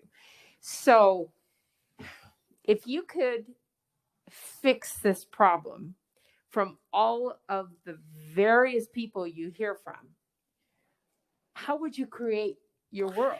No. Well, how would you, and it's not going to fix everything, I know, but how could you fix the highest percentage? I know there's going to be outliers. So what grades would you do what? And this isn't you speaking. This is you speaking for all the teachers. Not a problem, because they all agree. So I'm going to say, when I read eliminate PV Connect, get rid of it, it's in pre-K and kindergarten. Those teachers, they don't even see the kids benefiting a little bit. They have smaller classes. And quite frankly, it's easier to get them to wear masks than high school seniors, which is depressing, but true. That was widespread in the survey. I would say that the rest of teachers are not asking to get rid of PV Connect. They are asking to be separated from the obligation of doing it both. We have many teachers that are on leave because they themselves or a member of their family is so at risk that they decided not to come back, right? They're on leave, they resigned, they retired, but we have a lot of people just on LOAs that went on those LOAs or on FMLA after we came back in person. Right now, there are many of those people that would be willing to take a full PV Connect schedule. And something else that I just want to point out, when we talk about the flexing back and forth and kids popping in and out of PV Connect and PV in person, right? Let's imagine the 75 students that Julie was talking about. The scarier piece is not the PV Connect teacher that needs to take a few over their bargained class size. The more frightening piece is the sites or instance where we have 10 kids on PV Connect, but 60 kids in person with only 2 teachers. That's not safe. The classrooms aren't big enough. We can't spread out enough. And if it's truly going to be driven by parents getting to choose day to day, we have no way to plan for it. So the other macro piece about PV Connect is I realize it's super handy to be able to just keep your kid home and have them log into PV Connect from the car. But those are the kinds of things that teachers can't plan for. And we really are asking that you ask parents to commit to something. A kid doesn't need to log in from home if they stayed home with a headache. They need to stay home and get rid of the headache and come back to school ready to learn tomorrow. And if teachers are permitted, instead of copying packets and having the parent pick them up, if they're permitted to put stay home packets into Google Classroom, the kids can work on that from home. They don't need to be logged in, right? We've now created a PV Connect world where we've forgotten what we used to do with kids who stayed home sick, kids whose parents wanted to get on the road a day early. And all of it is falling on the teacher. All of it is saying, this is such a great and super duper convenient idea. That teacher can handle it. And that teacher's going to go, okay, all right, okay. When is it going to end, right? It's going to end when their families say, that's it. I don't care that you want to keep doing this. I'm asking you to quit. And that's what I'm seeing. It's not the teachers who want to quit. It's their families that are begging them and saying, we'll sell the other car. You don't need to, it doesn't matter. We can make a lot of accommodations to keep you home for a semester. Mr. Withers is right. I'm afraid that they're not going to come back to this district. They're going to go somewhere else next year. So all the parents that are so desperate to hold on to Miss Smith for this year's 5th grade class, their younger students are never going to get Miss Smith because Miss Smith is going to be teaching somewhere else or doing something else. And if the best and most important thing about this district is our people, and I believe it is, then what are we doing? What are we doing? Truly, that's to answer your wish list question. Don't leave. Okay.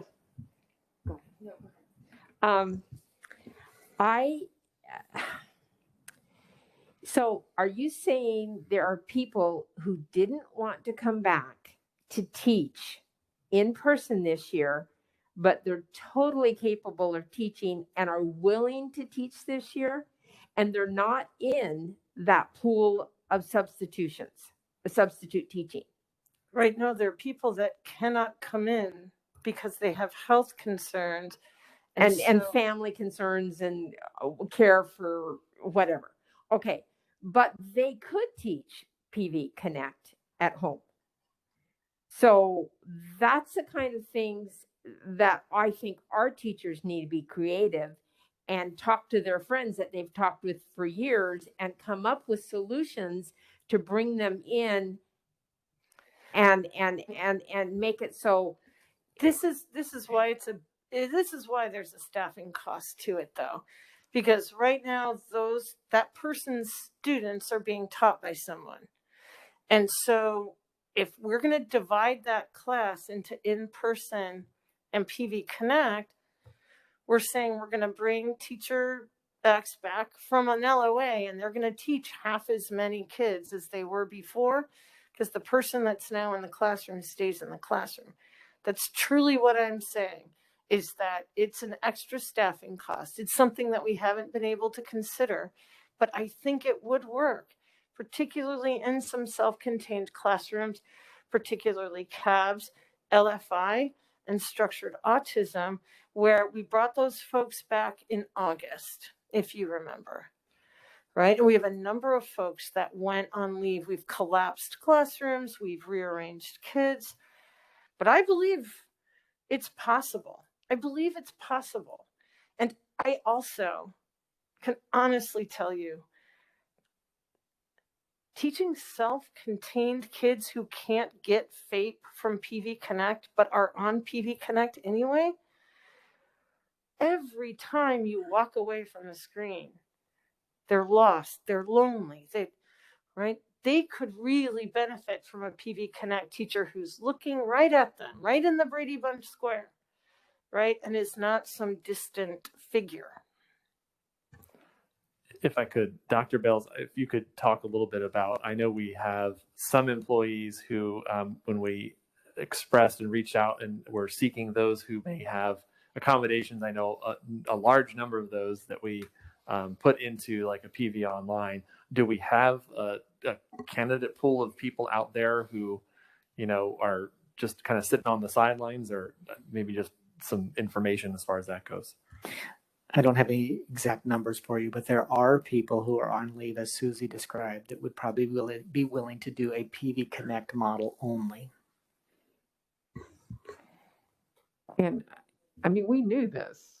Yes. I mean, we knew going into this that was exactly what was going to happen. We heard from many teachers, many of our certified staff who said, I cannot go into a classroom, and I am therefore either taking leave or, some other. So this is not news. This is, it is now, incumbent, I would guess, on us to say, do we have the funding to create, PV Connect only teach? I mean, this is a discussion we've had, and we know this. So, I mean, I think we are revisiting a discussion we've had in the past. It seems to me that we need this might need to be phased, that we can do something immediately, which is maybe the wireless Wednesdays, right?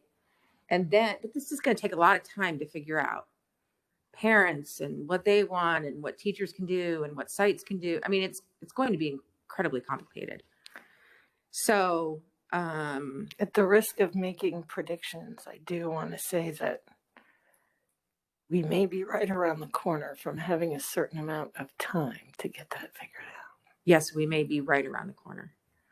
But the one thing I want to make sure, because I'm sure there are teachers watching this, and when we say we want teachers to be creative, we are not implying that they're not being creative. They're being incredibly creative every single minute of every single day. I think what we're trying to say is let's reframe how we look at this. Not you're not being creative, you're not doing a good job. That's not what we're saying. That's not what Mrs. Case means to say. That is not what I'm saying. I'm saying we have their hands tied from using their creativity. They have come up with solutions, and we're not allowing them to use their creative solutions they have. That is what I meant. Yeah, let's just reframe. Allow them to help us reshape this situation. Yes, you're welcome. I have a couple of questions here. First of all, if we would do this wireless Wednesdays with our teaching staff, will we provide childcare for them, or what will we do for those people who are doing that? I mean, we have in the past, I'm just asking that question. Secondly, and I'll direct this to both. Can I respond to that? Yeah, I mean, if there are students in our district, then just like any other student in our district, they would have the opportunity to participate in on-site support. Okay. The staff will. Yeah, I mean, just like any student in our district, we would offer that opportunity. Okay, next I would like to ask Dr. Jarris and Mr. Long, haven't we talked about all of this stuff before? And haven't we figured out that maybe it would cost money? But it seems to me that we sit here and we talk and we talk and we talk about the same things over and over again, and we don't move forward until we had this crisis of 90 teachers threatening to resign in the end of December. And now all of a sudden we're all talking about it again when we knew, Mrs. Bacon, as you said clearly several weeks ago, we knew that dual modality was not going to work.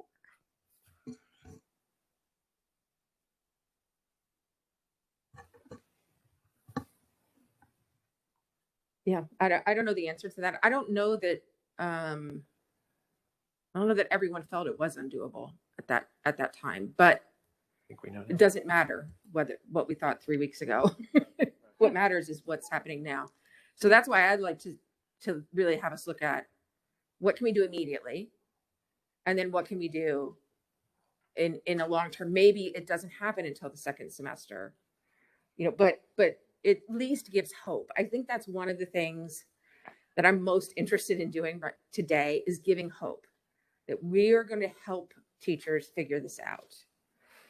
And we're going to allow principals and teachers to work together to create solutions that work for their sites, for their families. So that's what I hope we leave today with is hope. And very soon, a recommendation of how we want to proceed. I mean, obviously, this isn't an action item. We're not voting on this, but it gives Dr. Welsh and the rest of cabinet an idea of how we'd like to proceed. But something has to happen like now to give people a little bit of relief.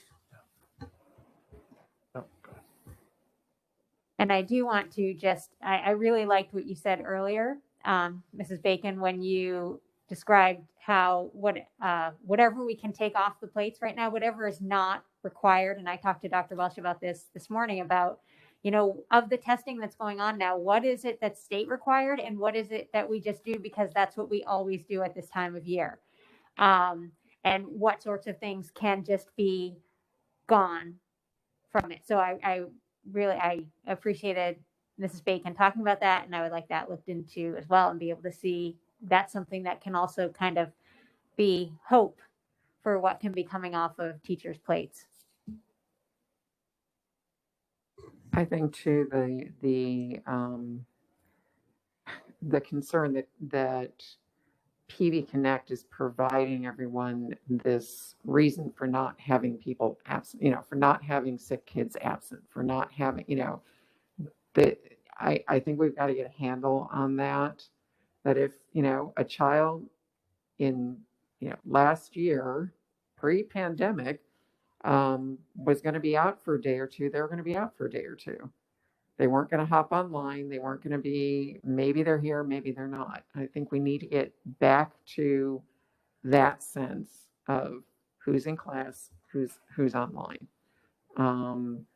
The issue of a long-term quarantine is something different.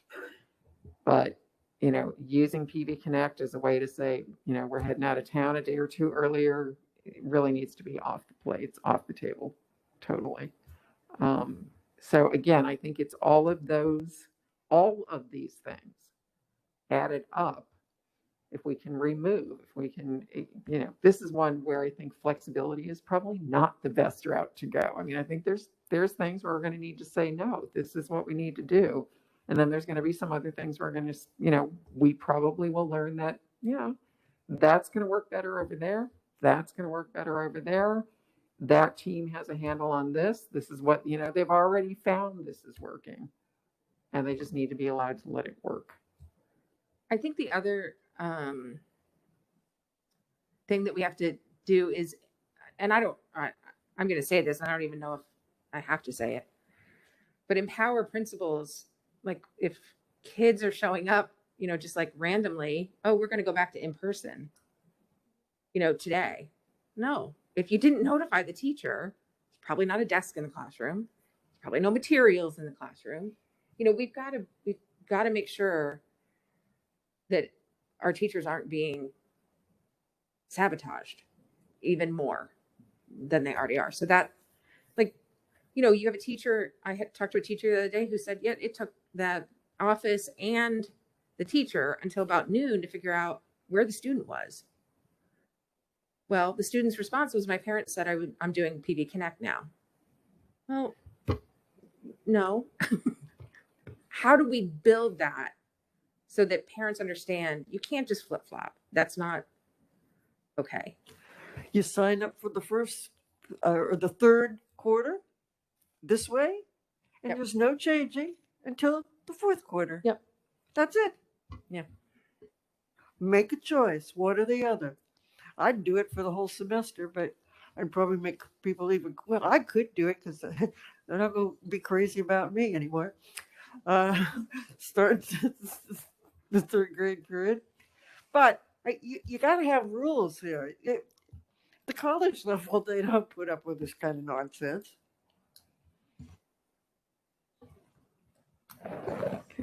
Okay, I just want to call everybody's attention to the fact that it is 5 38, and we have something else on our agenda, and we have a 7 o'clock board meeting. So I think Mrs. K should Okay, go.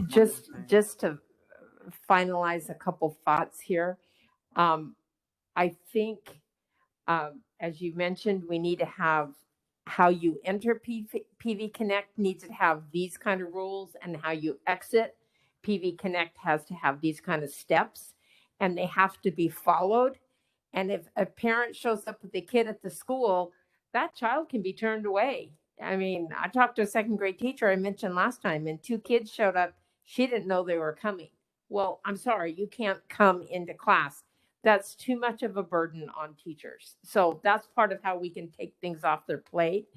And the other thing is, I never want to hear from a teacher, well, we have this really great idea, but we didn't think the district would let us do that. No, those days are gone. Let's give them permission to be creative and not have to have everyone the same. And that's the biggest takeaway. And I think that in and of itself, Julie, will give them hope.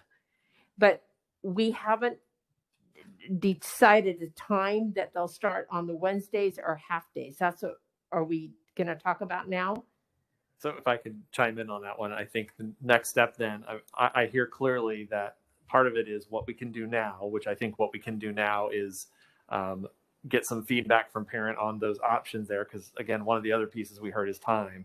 And then, so in terms of the time frame for that, I mean, we can push that survey out again, if not tomorrow, maybe Monday. I know probably sending a survey on a Friday is not a great idea. So we can get that feedback from families, and based upon that feedback, and again, depending upon what option and some of the other work that I know we need to do in terms of, if there's a difference in elementary versus secondary to see if that's viable, we can again push forward on that. Again, presuming that we are still in person at that point, which is another discussion. But I think then the other piece, and I heard that very clearly too, I think we need to be looking long term, and I really like what you said, actually, Dr. Skidmore. I like a lot of things that you say. Thank you. Yeah. But what we can do long term to be able to resolve that issue of the dual modality, I think that's something we've got to just continue to work on, because even in this work team, I mean, all of us recognize that as the biggest obstacle we had, and yet we walked out of there. I say collectively, we I was really just a fly on the wall more than anything, but that was not something that really got addressed directly by the recommendations that came out of the work team.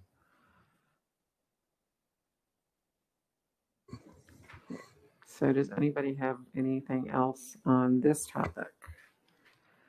All right, our second topic is on-site learning opportunities. I'll just kick off with a couple thoughts, comments on that, and then again, I'll open up for any other discussion, conversation.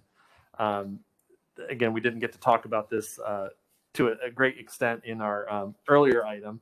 One is just to remind everybody that, we would continue to provide targeted support for students with any of these options that we talked about. Again, that's for our special education students who are in some of our programs where they really can't have their IEP needs met in a virtual environment. So that targeted support would continue regardless of the options here. Or again, if we're in a closure situation, much like we did before when we were in online learning, that would continue. In terms of some other on-site learning opportunities, you heard us talk about on-site support, which is would continue to be offered again with any of these options that we have. It would also continue to be offered, obviously, if we had to return back to online learning. The other thing I wanted to touch on with that is, and I know I shared some information with the board when we saw the updated dashboard here today. Our district metrics today put us at 78.84 cases per 100,000. Again, getting very close to that 100, and our positivity went up now into the yellow at 5.36. With that, I think one of the things that I'm seeing happening at this point, and our current criteria and the trend that we're seeing, is that likelihood that either next Thursday or the following, the 12th to the 19th, I anticipate that we were likely to hit that 100 mark. I know and based on our criteria, we have identified that that's when we would return to an online learning setting. I know one of the things that we talked about and we promised families is that, to give some notice both to families and to teachers, because obviously for our teachers, it's not like you just whip out a lesson plan to switch to a PV Connect model district-wide. So given that, I think we would look at those timeframes and be able to identify some dates where if that did occur on either the 12th or the 19th, we would identify that return back to online learning. I guess, my question for the board is, if there's interest in any further discussion on that. I don't feel as though there's any need for additional board action. We've taken action twice on our reopening criteria that we have established. I feel as though that, we have that clearly in place, and based upon our criteria, which is aligned to the Arizona Department of Health Services criteria, that when one of those metrics are met, that we would return to an online learning environment.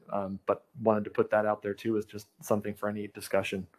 Dr. Wells, we would return to online learning, or we will return to online learning. Will.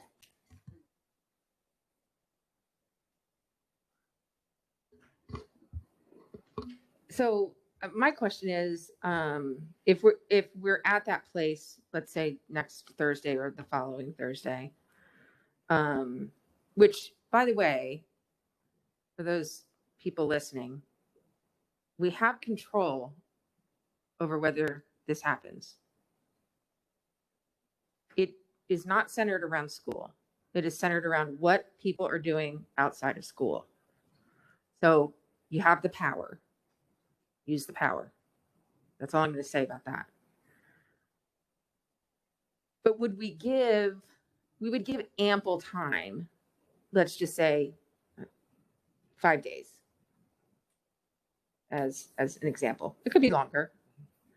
But I do think we need to give families and teachers the opportunity. And we can't do the kind of slipshod getting computers to this one and that. It would be really great if we had a date where everybody who needs computers taking their computer home with them. And we're not requiring principals to be at sites doing distributions and IT doing distributions. But that planning, I think, is going to be critical for that. And I'll just say, Ms. Bacon, that is something I know we've been working with all of our departments to really be spun up so that, in terms of some of those big logistical pieces like technology, transportation, food service, so that, when, I guess I'll say when, not if, but when we get to a number of that nature, we could identify a date where that return would happen and then be able to put those things in place, including the technology piece. Again, we're in a good place in that our middle school and our high school students all have one-to-one technology, so they would literally just take those devices home. And we do have, again, currently we're a little tight, but we've got it, the devices for our elementary students, where working with technology and working with our schools, we would be able to distribute those prior to those students then, returning back to home to return to online learning at that point. This is the case.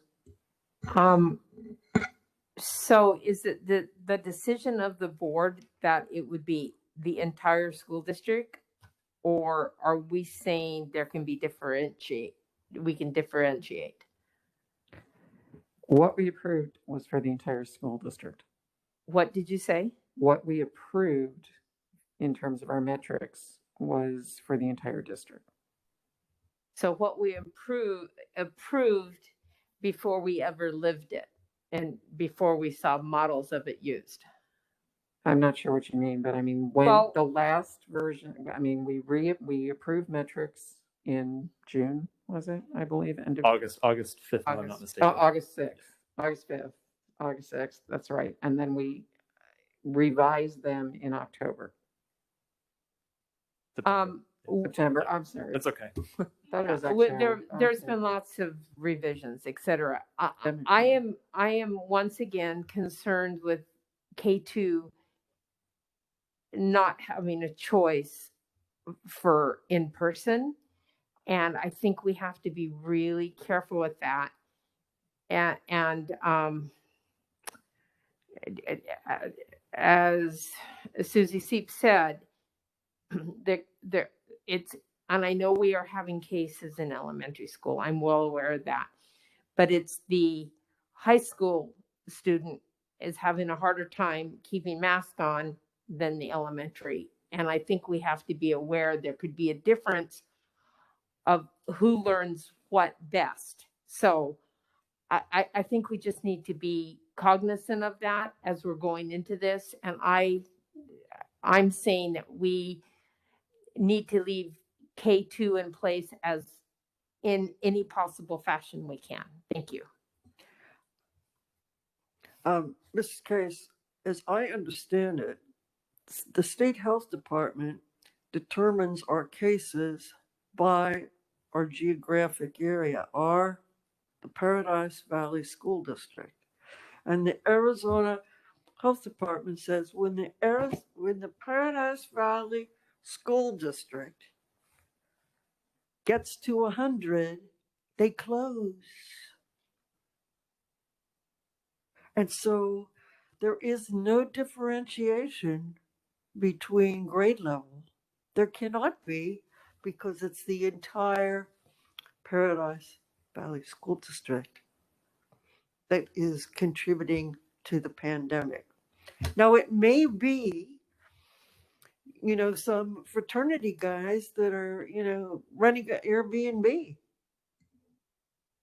But as long as it's within the Paradise Valley School District, we are driven by that 100 number.